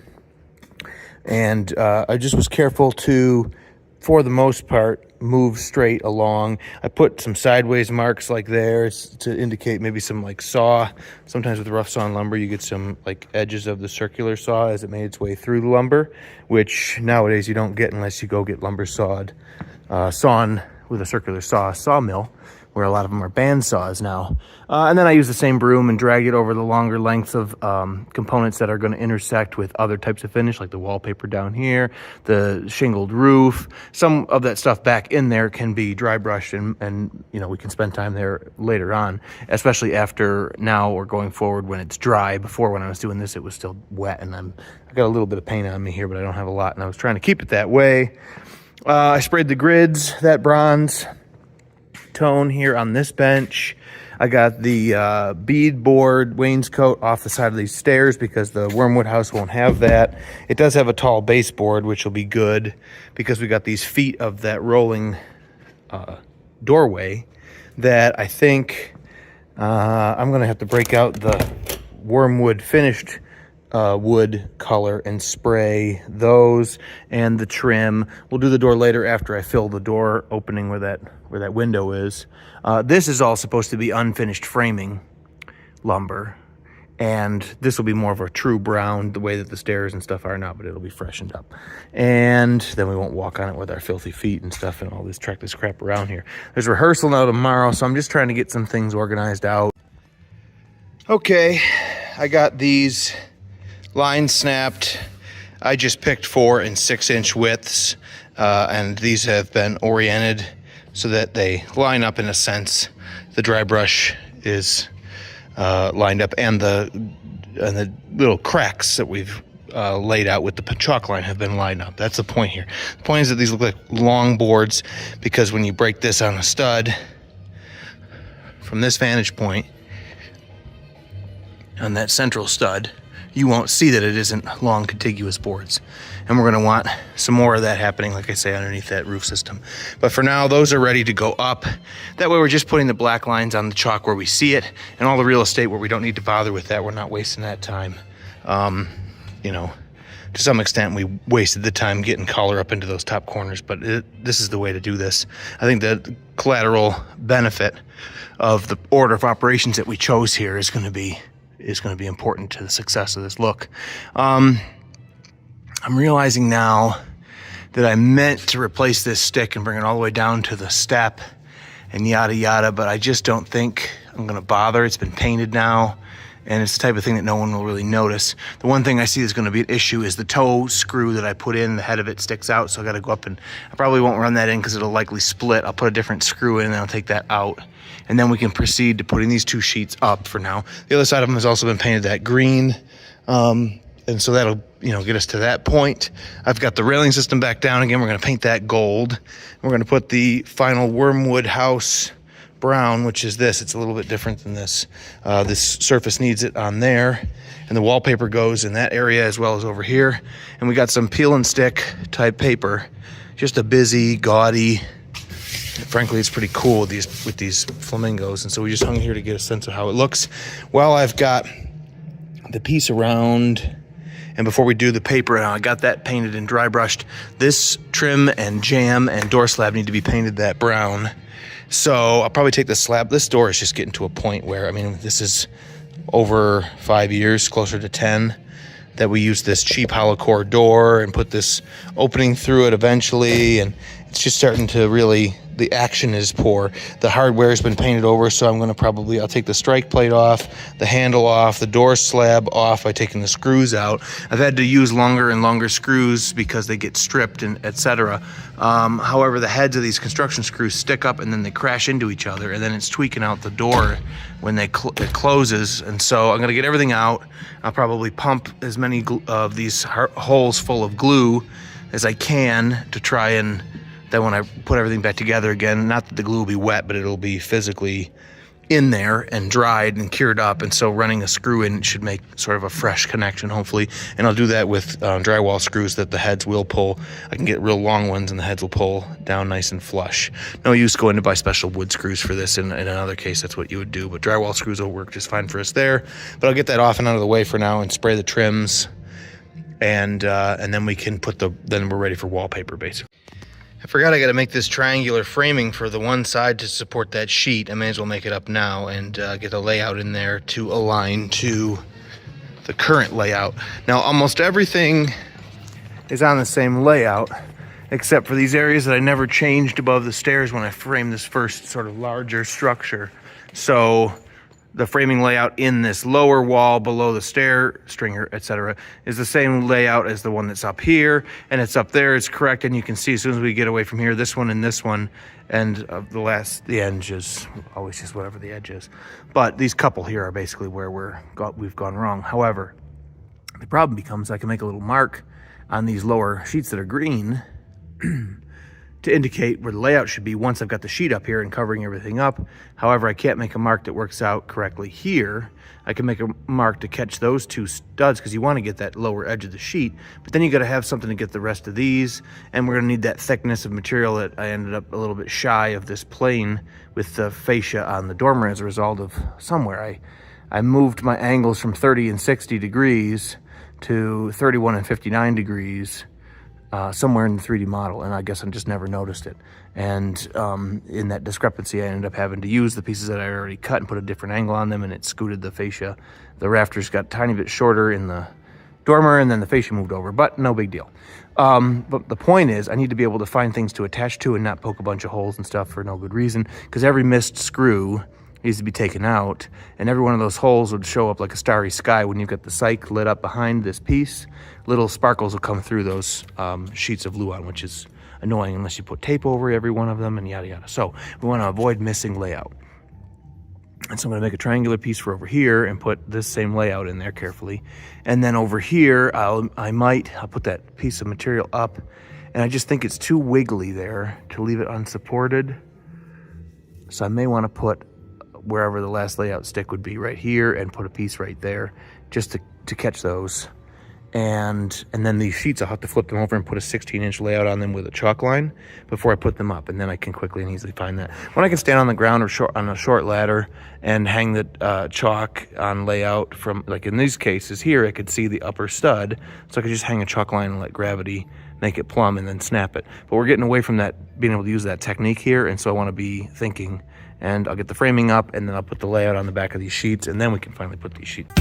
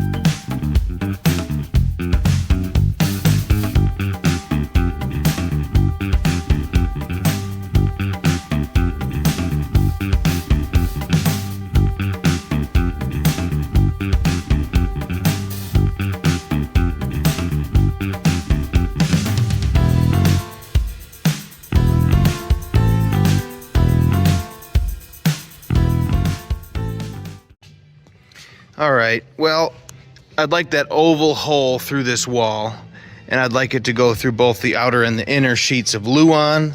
So it's just tricky, like I was saying before, to work with an oval. To start with, I wanted to put the major and minor axis right on this. I got the benefit of starting with a good enough ellipse shape here, which was the backer board to an old mirror. And like I say, I'll have the frame if I want to go further with it on the inside. I may or may not use it. But because I already had something of basically this 24 inches by 32 inches, it's a nice round number.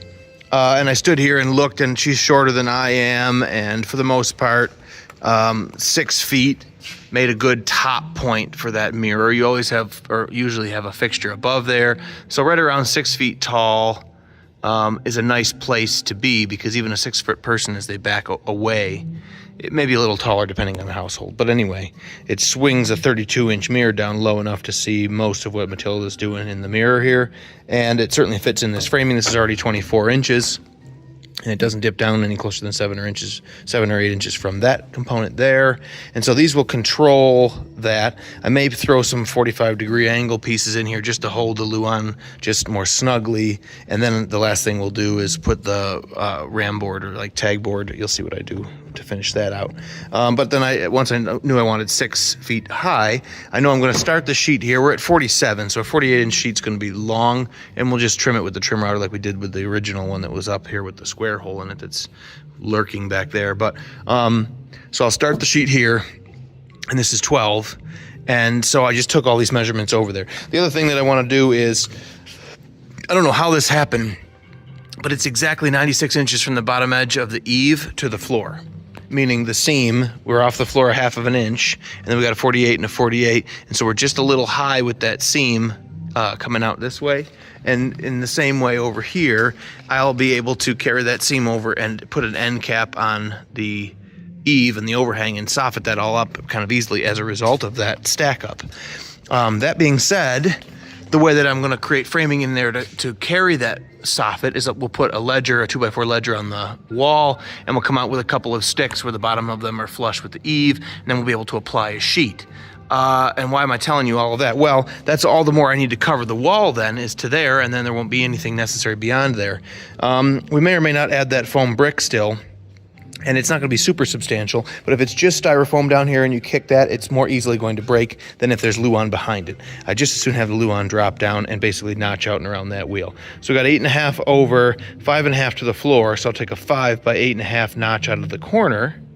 I'll come over 12 and up to 72, which is what I've got here. I've got the notch I'm going to lay out here. I put the major and minor axis on that ellipse by using the lines on this floor like a bigger T-square. I don't have a T-square basically down here on the site. So I used what's on the floor. You could use a T-square. Then I used the carpenter's square to complement that. And by eye, I just turned it until it looked pretty square to me, and I checked all of my dimensions, etc. And then using the squareness that the oval was set into, I used the second square to throw lines out onto it and establish the major and minor axes in a way that was square to the original layout, meaning I've got a really close sense of where the real major and minor axes are on this shape.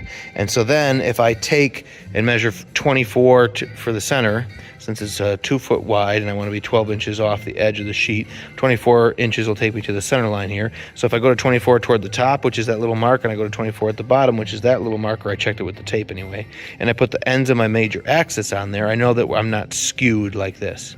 Right? And if I just go up and down and I get, I make sure that I'm at the roughly 72 inches high, I'm pretty sure that I'm square on this sheet and I'm in the right location that I want to be, and I've traced it there. Now what I'm going to do after that is I'm going to throw another sheet underneath this, and I'm going to cut them together. I'm going to justify the edges perfectly. I'll probably jigsaw that with a small tooth blade, high tooth per inch blade. Take my time with no oscillation, but just up and down, no oscillation, to make the edge as nice as quality as possible. I'll cut them both together. I'll just notch the one for the outside. The inner will have a different notch because it's going to have to sit against the shape of the door, which I haven't decided yet how I'm going to fit that up. I will have to get back to you on that because we're going to stop shorter here, etc. But essentially, they'll both have, if I take the edge of the sheet to the edge of this 2x4 in both cases, and I make sure that I don't get things turned back and forth, I will end up with two openings that are perfectly aligned so that the edge doesn't wander around and get all ripply and warped out. The actually worst case scenario, what I might do here is use corrugated cardboard and put the corrugations in this orientation, because that can be shaped and curved, but it has enough rigidity to hold up if I have to come off of the two different openings like a tiny bit and average that. It will maintain a flat plane that will look pretty good with the tinfoil tape on it. Or even after I do the corrugated cardboard, or if you run into a problem, you can do corrugated cardboard to help it stay a surface that's at 90 degrees to these surfaces. And then after you've got that in there as a structure, you can apply something like ram board or something smoother so that it's smoother and doesn't show corrugation if in the end you're going to paint it or put something shiny like tinfoil on it and you don't want the corrugation, you know, to be a series of white highlight lines happening through that tinfoil shininess. You can do those, you know, steps to get down to a refined and smooth surface. So we'll see what kind of trouble we get into. If the ram board gives me trouble, we'll go with the corrugated cardboard, and we're going to make it extra long and tab the ends. You'll see. Oh, you'll see. And then once we have it in there, if we put the styrofoam up, I will use it to lead my hot knife carefully and go around and cut that same opening right out through the styrofoam once it's up. But for now, the most important thing is I think I'm getting I'm out of square here since I've taken this sheet off. It's hard to show you, but this sits back behind the rest of the set. And I think we'll find, in fact, if I were to put this chalk line here, I bet you it would hang away. I'm exaggerating, but I think we need to, we'll end up sliding this over. I'm going to send that sheet to this edge and the floor. Anyway, we're going to get this racked back into square when we put that sheet on there. But firstly, we got to cut two ovals through two sheets.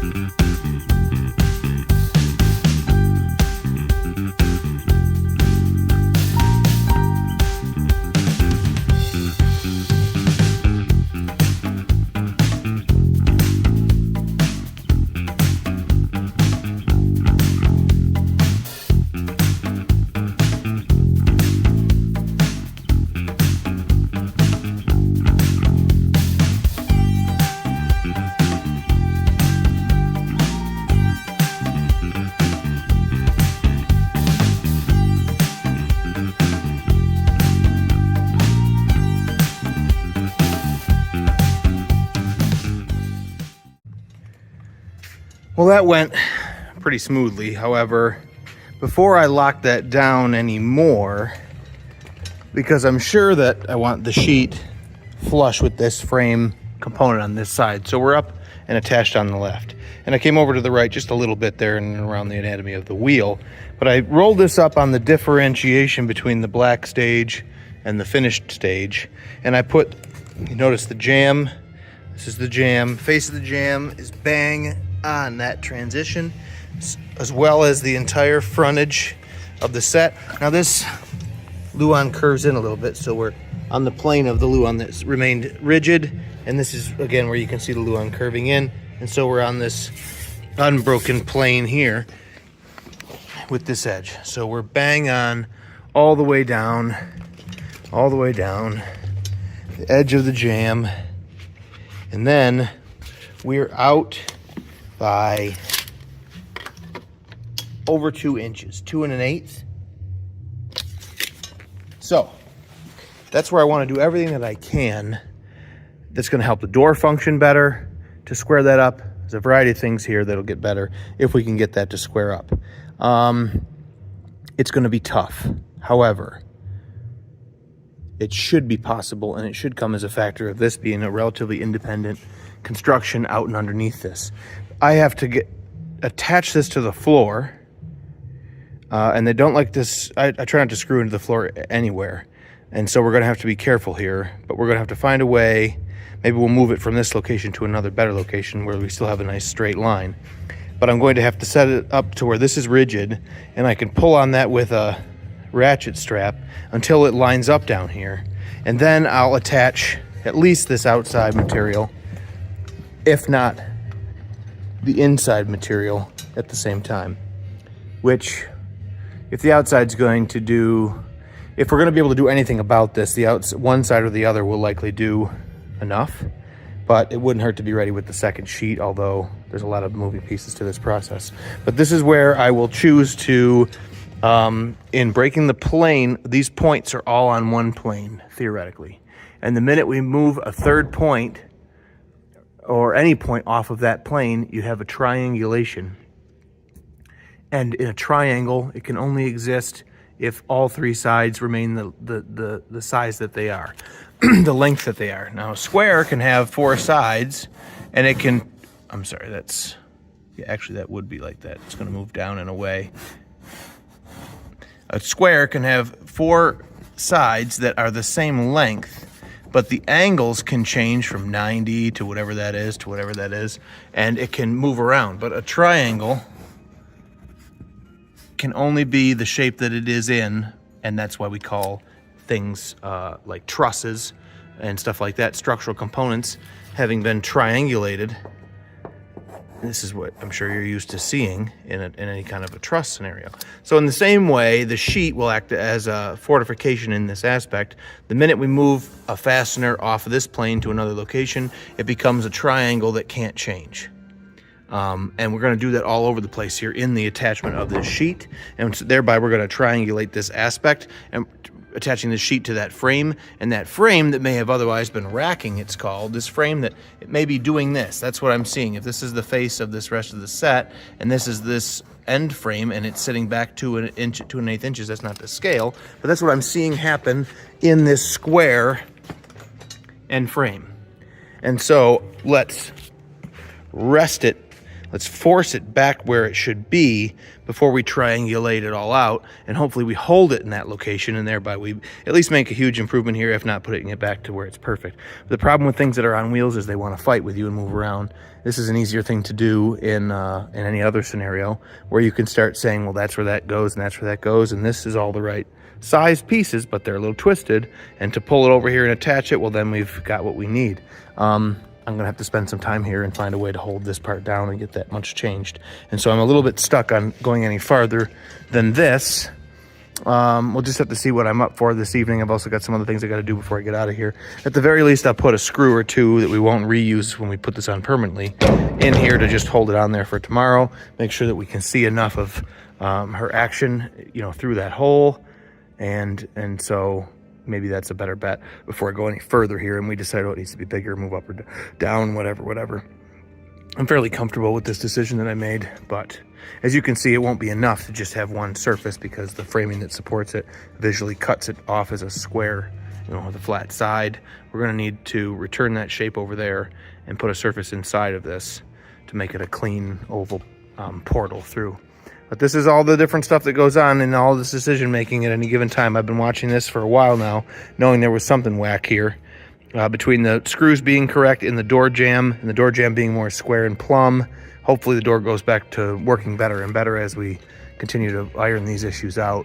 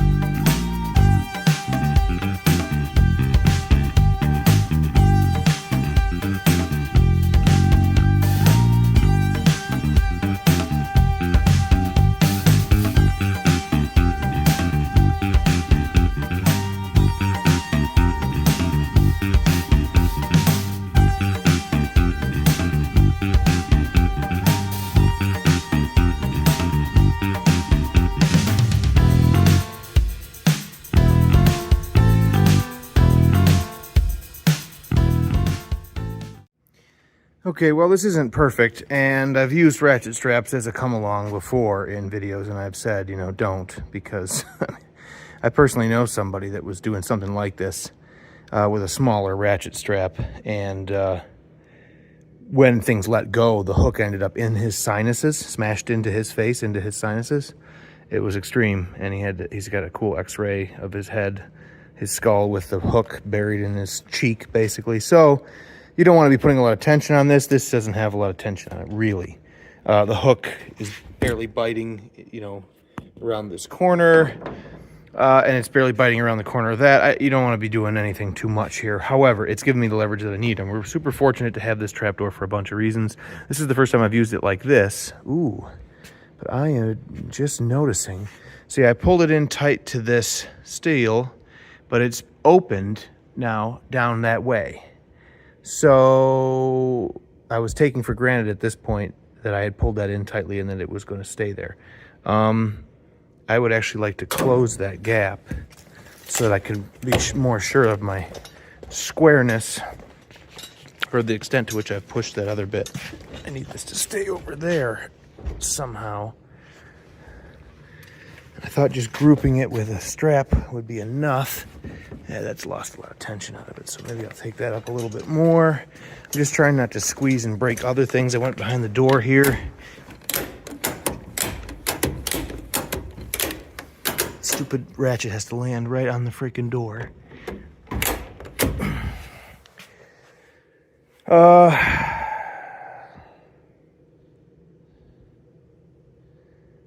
This is the thing. You need to get all this set up correct, and then you can have what you need.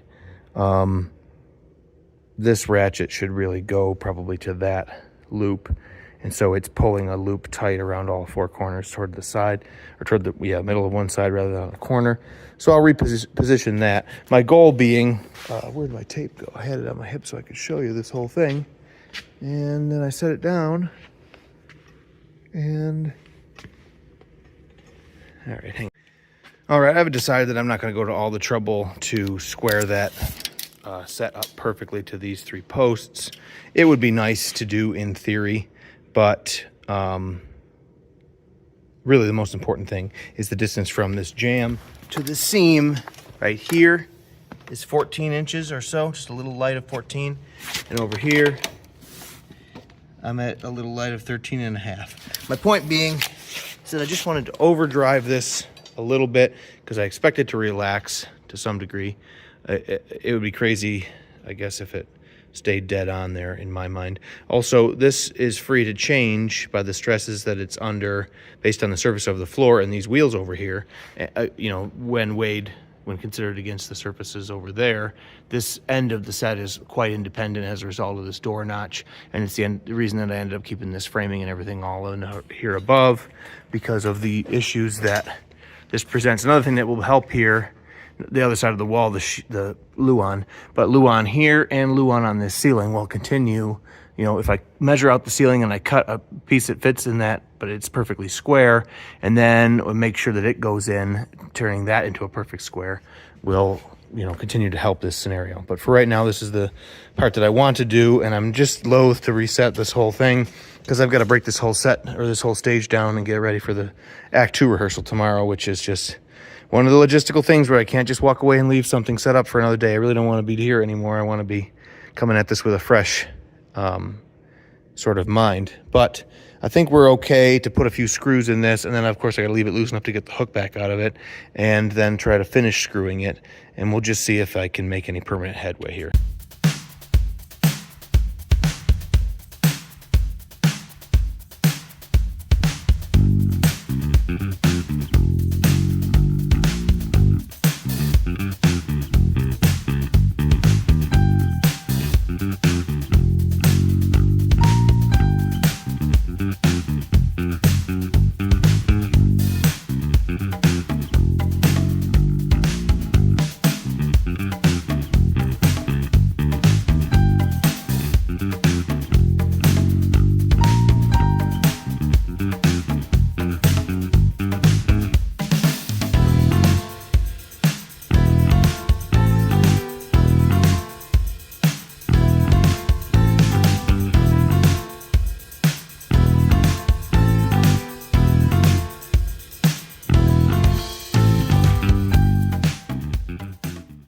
It's a little misleading right now. I keep seeing the door is black, and this is looking black and white more than it's looking the bronzy tone that it is.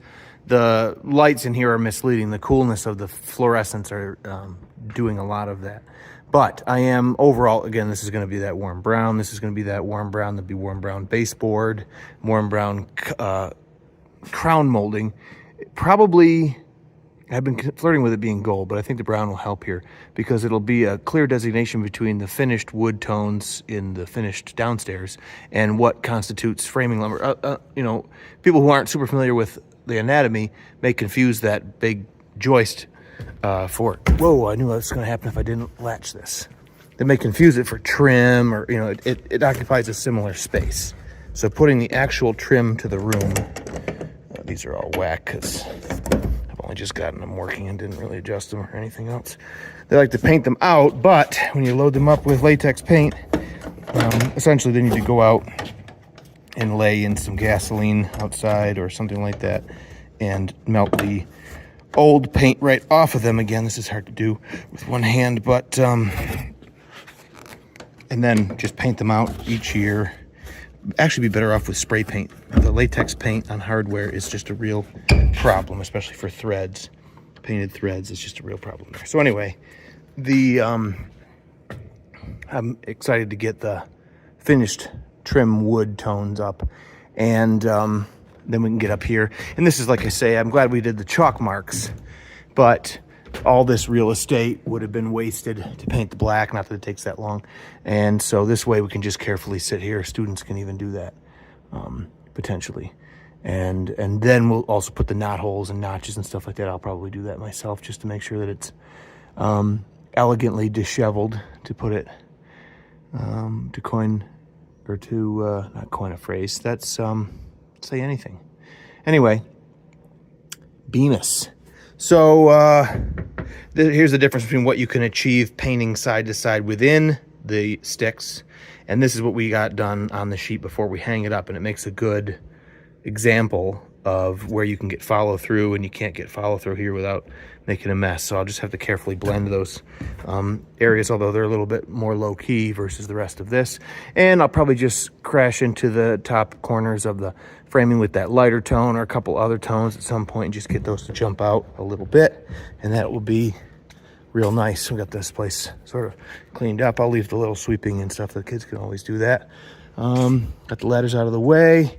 We can rehearse Act 2 tomorrow. Something else I realized is, like, we've got the fire that I made for Shrek to sit around last year, but I think it's a little too big. It'll need to be modified, or I'll have to do a variation on that theme, using the technological guts to that thing, but make another construction to set inside of here, because I'd like to see the fire going in this hearth. But then it's like, well, that'd be a real chimney then, and it would go up. And so we've got lath here. It doesn't make all that much sense. It would be brick, but it could potentially have the wall finished over it. So there's a chance that I'd buy or make some of the brick painting that we're doing. When we're doing it, I may paint brick in here, and maybe that's what's exposed in this hole in the middle, and then lath to either side. It's an evolution. No one's going to notice if I don't get to doing that, but really there'd be chimney there. And, you know, if it's brick, would that be wood? You know, it's just a weird, it's natural finish, so I didn't want to just go ahead and cover it right up. And I hate to paint on stuff like we've done it before that the paint doesn't actually stick, and then everything that we move around and jostle it around, it gets all scratched up, and you can't just use it. You got to repaint it each time. But really, it should probably get painted gray, and then all that detail be caught with a dry brush to grab the highlights. But it should be implied that it's like stone or something, masonry materials, if we've got a real fire going in it. It's a interesting kind of conundrum here. Again, all stuff that nobody would necessarily notice. It's just cool the way that it is. But even if I was faced with something like that when I went and saw a show, I'd be nitpicking, like, huh, real nice wooden hearth, no chimney. You know, it just doesn't make any logical sense. And it doesn't ruin a show for me even still. But we just want to pay attention to what we can do here to be, you know, to best serve what we're trying to accomplish here. We're trying to make spaces and add context to performances, and in this show, it's a little silly. In fantastic or whimsical shows, it's even less important to some degree. But if you get into dramas and other stuff, if you're doing set building for film and TV, you need to start being really careful with what you do and don't do. This makes a good example of how just that little bit of black and that one screw there and these other holes that work out here kind of help the whole thing and add interest. And so I'll probably end up with some dark browns and just dab along as though there's nails on each of those studs for each of those pieces of lath, make little dimples right along, and again notch out some of the edges with black. It just continues to grow in quality, visual production value really. And so those things are all still getting collected up like I do on a real renovation. I collect up all the punch list stuff that I want to make sure and do. We'll put it on a list. And if, you know, we get down to the very end, in this case, we'll do that stuff if we have time. And of course, in the real world, all of it has to absolutely be done. But I'm all the time reminding myself of things I want to get to eventually. And so when I'm making moves in the now, I'm not doing things that screw me later when I get to those things. If I'm, you know, it's forethought, simple concept, but it applies here like everywhere else. I've got a helper tomorrow, so I may struggle to get good coverage here, but I got to get this other sheet up. This seemed to work. This seemed to work out real good. If I come out to that line, they both seem to get there, bam, at the same time. You know, did I check the other things with the tape and stuff? No, but that's pretty darn good. I can see right here, we've got a huge improvement there. This is a little long still, and it's strong, and it's trying to get the friction on, but it's not, you know, that's not really something that we're doing just yet. So we can get through rehearsal tomorrow, and then I've got help, like I say, and we'll see how much more we can accomplish here, and then just keep trucking. All right, I'm making some headway here, but having a hard time remembering to cover some of the progress. This was that second sheet, and you know, I started with getting a sense of the distance that it, you know, the width of the rip that needed to occur, because the other one is a lot longer than this in here. So I get a measurement from the outside in and the outside in and work out that it's about the same. So I ripped this down to that size, and then I brought it in here and went to this face of this curve feature and went right in here against the jamb. Now up here, it was taller than this space is. I came to the end here, but I could bend that sheet and come around in here so I could keep the edge of it going over to this plane by bending and staying in here. And then I got in behind there and traced that feature and was able to cut it here. So it's a good enough fit for what we're doing here. You know, I'm fairly proud of that cope. We're going to get it anchored down, and then hopefully these edges line up like we wanted. But while I had it, before it went in, I knew it was about what we needed over here. So I took it over there and checked, and sure enough, it was almost exactly what we needed. So I traced it out on another sheet before I put it up. And so then I cut that sheet out, and then I took this sheet and brought it over and held it up. And I had help here today, but he was inside, and I asked him to scribe these two sides in the bottom for me. And then I chose to go to the middle of this side, which will be what stops our little trap door, and stay flush over here, which will be where our piano hinge is located. Now, in retrospect, see, if you put the piano hinge here, when you're looking at this piece as the library, it's sitting on the stage like this, so you get some view of this little door. So the piano hinge at the front is closer to the audience than to the back, so there's some, you know, rationale that would have you put the hinge at the back. However, that makes the door open this way. And so I'm going to use a magnet to stick the door shut, or a couple of magnets, but you're still looking at the front uncontrolled edge of that thing, and if it should get bumped or anything like that, then it could stand open facing you. So maybe the thing to do is to put the hinge at the front and let it open this way. That way it's down. It's like looking down shingles the direction that water flows versus turning and looking up at the ends of them. We've got something happening that sort of downplays the fact that there's a feature here.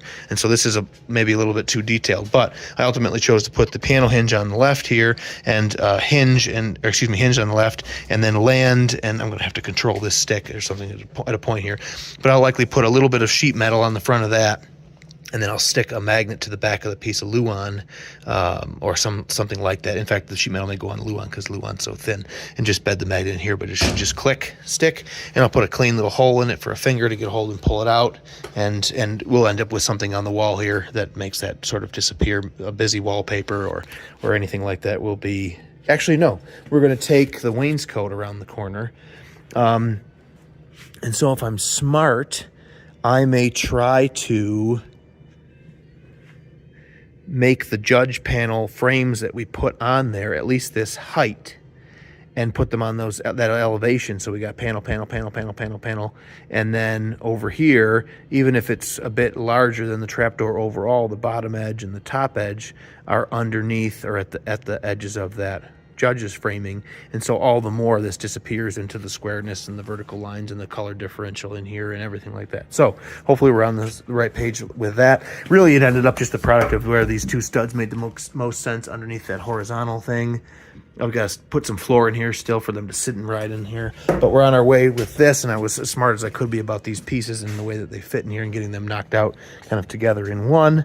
And as soon as I've got this fully on, we'll get to putting our edges. I'm going to probably...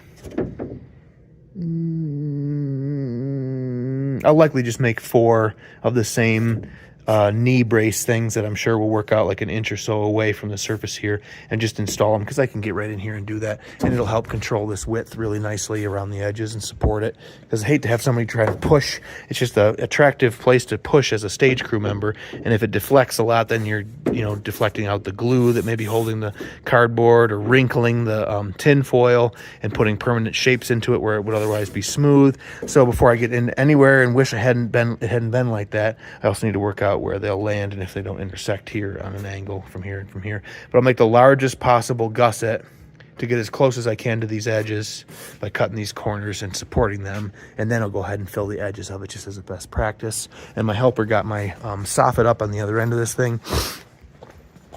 He's a machinist. He's retired now, but and so he was being a little bit fiddly. He knows it, so he's just getting used to moving right along. But we got that area covered with a couple pieces of Luan, because from this side we see that, and so that's got to get painted out. And he got the ledger on there, and he came up with the geometry for these pieces, so we just need to make 7 more, 3 for here and 4 more for the other end. And then you can put a piece of Luan up. In fact, I probably put some beadboard or something that has like, because more older stuff would have had what looks like wainscot, or would have been put up like wainscot as soffit. So unless I come up with a better idea, I'd like for that to have texture or something, and Luan's just going to be too smooth in that application. So, and he'll get that done on the other side. And so, yeah, we're off and running here. I'll get him to fill these areas in. We've also got some stuff going like, I need to get this figured out. I left these ends, this stuff here, I left this long and that long because I'm not sure yet whether I'm going to put that extra thickness of brick on here. I think I probably will, so I better get that ball rolling. But wherever it ends up coming to, that will be where I cut this Luan back, so that as much as possible library can be snuck out from behind the main curtain, instead of the end of the brick showing or trying to add later. I'm just being wise here, and on this full sheet I left it long here and up there because the dormer's also going to have that brick. And ultimately, the 3/4 view, I want to get to the brick and then have that cut back to there. And so, we're just leaving a few things as they lie, although I got to get that brick ball rolling, like I say. And then we got to get the piece of material cut for the top of that. And so that's not a right triangle. And you can't easily take a sheet up and trace it and bring it back down because it'd be a whole thing way up there in the air. So the easiest thing to do is going to be to measure point to point on a triangle. And the 2 sides here, you'll have to, make your piece, it'll be the same distance and the bottom one. And then add those and make a piece of string that long, or mark a piece of string at that length. And lay it out on a sheet from screw to screw, and then take the other screw and just get the string that's the right sum of the 2 lengths, and pull it tight around some screws on a sheet of Luan. And if you use chalk line, then you can just snap it. But that way you can make the right triangle, not right triangle in the literal sense, but the correct triangle that's necessary there. You can make that on the bench and take it up there, and it'll fit. And if you use string around screw points, it'll be quite accurate. In roofing or anything more quick and dirty, I'll actually bend a tape measure. I'll have somebody hold me on like any given point, and I'll go to the other point around my finger and to the next point around a finger and back. And I'll know in my head, in this case, for example, that those 2 sides are symmetrical. But I can do that again on a sheet of plywood with just the tape, bending it in the way that it bends easily, in this way. And so that rounds your point, and it changes if you go to the center point of this radius that the tape does. The actual point for these two planes that the tape is doing is out here where my left finger is, and the point that you're using to do this method is in here. And so it changes the angles pretty significantly, and sometimes I'll factor that in, and I'll go out into space, etc. When it's not super accurate, you can make triangles using your tape, but I like to use a string in a case like this. And we'll make that piece and take him up there, and if you couldn't follow what I was saying, you'll watch me do it eventually when I get to it. And I know we're a little short. Wouldn't it have been nice if I could have done so much 3D modeling and planning that the roof angle would have come down to 3 complete sheets at a 12-foot, 1/2 inch off the floor. So 1/2 inch, 4, 4, 4, and have it work out perfectly on the plane that I chose to clip this visually. The design just didn't come along from the point of like, well, let's use whole sheets and be as close to that as possible. It's frustrating that it just needs a little strip. However, if you remember that I'm going to put a big trim across that top shape, I'll either slap a little rip of Luan up there just to shim it out flush so that trim doesn't rock around or whatever, or I won't even need to, and the trim will be wide enough to attach meaningfully below that area, and it'll just go up and just stand off of that, and you won't know in one case or another that there's seams there. And I've decided that I'm going to put this tall window that I've been showing on the set piece. I had it up there before. Maybe you saw it, maybe you didn't. But I'm going to center it right underneath this point, sort of like a cathedral, like the library being the secular sort of cathedral that it is in a way. You could think of it that way. Architecturally speaking, it just makes a lot of sense to put this up like this as well. And the collateral gain is that it goes, I have really nice, it's probably the nicest quad, the nicest intersection of 4 sheets that has ever existed, and I can tape it and paint it and it would probably disappear. But things like that are normally a trouble zone, and so I normally wouldn't align a scene like this. You would stagger, the next vertical would be over here, but that's just a lot of messing around, and we went to all that trouble to paint these sheets. And so if I had been understanding of that being the idea that we were going to use at this for this course, I probably would have staggered this seam over there and then put the full sheet here. But then you start thinking about how I wanted to go around the 3 sides of this opening and use the sheet to control the squareness of this opening. So it ended up with our seam needing to be there and needing to be there. So long story short, putting the window right over that, in this case, like I say, it's better than it normally would work out to. But it would be a really nice way to hide kind of a bad intersection if it was trouble. So I'm pleased with that. And I'll put our window right dead center, and it'll leave us room for some other library accoutrement, decorations, and maybe a lower level bookshelf or something on this side. So this piece is sitting pretty for right now. And once again, it's been my focus, but shortly we're going to get back into these flats and these bookshelves and all of that stuff, but it can wait until I've got it rolled out here and I'm in the middle of it. I got a little bit left this week where there's no students. They did come in and run Act 1 yesterday and Act 2 today, right in the middle of break, which was annoying. But now it'll be tomorrow's Friday, then Saturday, and Sunday's our bridal shower, so I'm going to have to, and Monday and Tuesday are tech rehearsal for Act 1 and Act 2 relative to Monday and Tuesday. So I'll have to work along till the end of the school day and then let them run things, and I'll have to be here for tech rehearsal and iron out problems. But tech rehearsal, everything needs to, you need to have the phone, that, even if it isn't the one they're going to use, and the attachment for the multiple pieces, and the portal through which we're going to hope to light somebody, and the door through which the crew's going to have to come and go, and I'm going to have to get that surface on there, and we already got the hole in the stage, but anything else that needs to be quick change, any technical aspect to the set or the set piece itself. Right now I haven't even got gates, and that's the next big thing that I've got to sort of rough out probably tomorrow. So you'll see me pivot out of this stuff and start working on these. So what we've got are 2 long trucks that sit like this. And we did this for Adam's family. So for Adam's family, we had these 2 trucks on the stage like this. And we came up with these like stone kind of column pillars like that on there. And I think we had lower ones on this side, on the outer ends, something like this, whatever. Sorry about the sketching. And then we did like cast or wrought iron, spiky wrought iron fence between them, and just finished them with big like granite type swirls. Oh, and there was a big header that said Adams that we flew in from above from a bar. We're going to do something along these lines. Now, what I didn't like about this was it was all grass, and I hate when we have trucks and put a set on top of them so you have like a blacked out truck or whatever. So I did, with this, I got some turf that I had, and I put fake grass on these so it was at least a grassy sort of thing that they were on. Now, I drew all this because I'm going to do something along these lines for this show. I just want big, I mean, my thought is something like that, right? To start with some big sort of, there's like a flue cap looking type of thing. It wouldn't be, but it would have maybe a point on it or something like this, something to dress up the top of these. And instead of wrought iron, I want to do what amounts to like a web type of a thing in here, like that. And that will allow it. These are sitting far too close, but essentially you end up with something like this and something like that. And this could be finished to look like masonry as well across the bottom. And once again, we can decide that this guy is the fact that I'm going to start with an existing truck, it's called, which is just like a big scooter base. And I have a couple of these I'll show you in the basement in a second. But then we'll go up like that and up like that. It'll have to be brick or something. You know, you can always make this bigger, like stand out wider, and have this come back underneath it, whatever. I don't know, I'll have to see how frisky I'm feeling.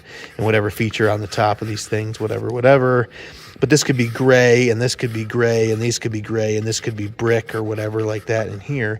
And then I'd like to come up with a way to do some kind of gate off of these that we can hinge on there, and maybe it's got points on them or whatever, but it should say crunch them on there. And they would be on their own set of 4 wheels each, and they'd split like this. And so to get something like this done quickly in time for tech rehearsal, because I've been throwing it around in my head. Like I say, I remember the components now. We've got these from a different show, but these would make up those shorter columns, because the taller ones need to be high enough to have the high point for the hinge for an overly kind of tall gate from there. So this is only good enough to be the shorter versions. So all this shit's got to be torn off of them. They're pretty heavy for what they are, but that won't hurt us. And they're uniform and the same. So that's a hell of a, getting to this point would take the better part of a day between getting the material and deciding on the sizes and knocking out the framing and skinning it and trimming it. Next thing you know, you got 4 or 5 hours in at least. So we're at a point there where we're going to make some headway by just reusing. And then we've got a pair of narrow trucks. Here they are here. And they've got wheels on them already. Now this scenario is unacceptable. And so I'm going to take the wheels off. They're also far too tall, far too far off the floor. So I'm going to have to, I very much like to relocate and set these down in there more. And gosh, the top is like stopped short all the way around. All this shadow that you're seeing here betrays how this is made. And so part of me wants to put, oh boy. Anyway, it's going to be a hurdle there for me to wrestle with that look of that. It's really, you want to start from the beginning and keep that from happening, basically. And so those will be our bases, and those will be the lower columns. And then all we got to build are some taller square columns. Oh, and we've got the gates from Adams, which may be a starting. They're going to have, I can't argue with the fact that there's a lot here that I could start with. But I would like more of a sculptural top. So it'll be probably all right that they're these fundamentally square things that take this crap off, this crap, and the way that these are built with L brackets is, so I'm going to have to basically polish these turds, which is a heck of a lot of a starting point, which is great. And so like, while we're down here, you can see how many more balusters we have of that type, from previous stairs. Here's the old newel posts. I'm going to have to maybe, replicate. It's not the right style for that. So I'm going to have to come up with something there. Oh, here's the turf. The strips of turf that we put on that truck, which I tried to help it. Some real tree branch. I would like to lay it down, not necessarily this piece, but I was hoping to get some and fly it in like this to go along with the big tree trunks that we've got, just to get a few branches to just clip in on a flat plane, but you can't tell, but just bring them in for when we're at the park and then take them back out. And so I may pursue that. I got all these ideas, man. I got all these, like a hat, like a big old hat, like a boop. Anyway, creativity's flowing. It's just a matter of what we can and can't achieve. window stuff we still have to do. I wasn't happy with the tin foil. It's been kind of lifting over time when it was originally stuck down. So I'll probably, in these cases, I'll buy a roll of 2 foot, because we did 2 courses here to overlap. I'll just get a 24-inch roll of heavy commercial foil, and I won't necessarily try to put it on these old boogered up surfaces. And these ones have like pock marks from screw holes, and it's just too bad. That we'll just have to see. But I'd like to freshen that all up, at the very least, little things like that. All right, so those keeping score at home will notice that I laid this out, but then I applied the piano hinge, and I did, I put most of the screws in, really, and then took it back off, and then I cut this opening out of this sheet, so that I can come back and put this piano hinge back down using all the holes that I had originally used, and it puts my piece basically perfect, and there's a little bit of adjustment that I can take if I need it, but it essentially floats my piece right back where it came from without any kind of like monkey business. And so that was well worth doing. And then I just put a simple hole in here, and again, when this is held with a magnet, all of this sort of will disappear. And even here you can see that pretty quick it could be painted out, and the minute it's broken up with any other kind of features, even just behind the outside corner molding that will be here, will be, very hard to find when everything gets rolled the same color and whatever else. So that's how I would choose to do that. Now the screws are longer, and I'll probably end up with a piece of like I'll get one of those heavy paint sticks for a 5-gallon pail, something 1/4 inch lumber, or maybe it'd be better off with just another piece of Luan. Frankly, it might be better off with another strip of Luan because of how close I am to the edge and how I'm on essentially the same plane or the same grain in a piece of solid lumber here, to try and build up the thickness enough to protect us from ripping our soft, tender parts on those pointy little things there. And in other cases, they can be trimmed off flush with a grinding wheel. But I've just, because I came and went through these holes a couple times with these little threads and this really cheesy material, it's likely stripped or nearly stripped. And so taking the ability to pull it in and sandwich it by squeezing it into a fresh piece is moving in the wrong direction. If it was anything else, I'd probably just clip those with a cutting wheel. So we'll put some kind of piece of plywood on there, maybe even go up to 3/8 so we have a real meaningful piece there.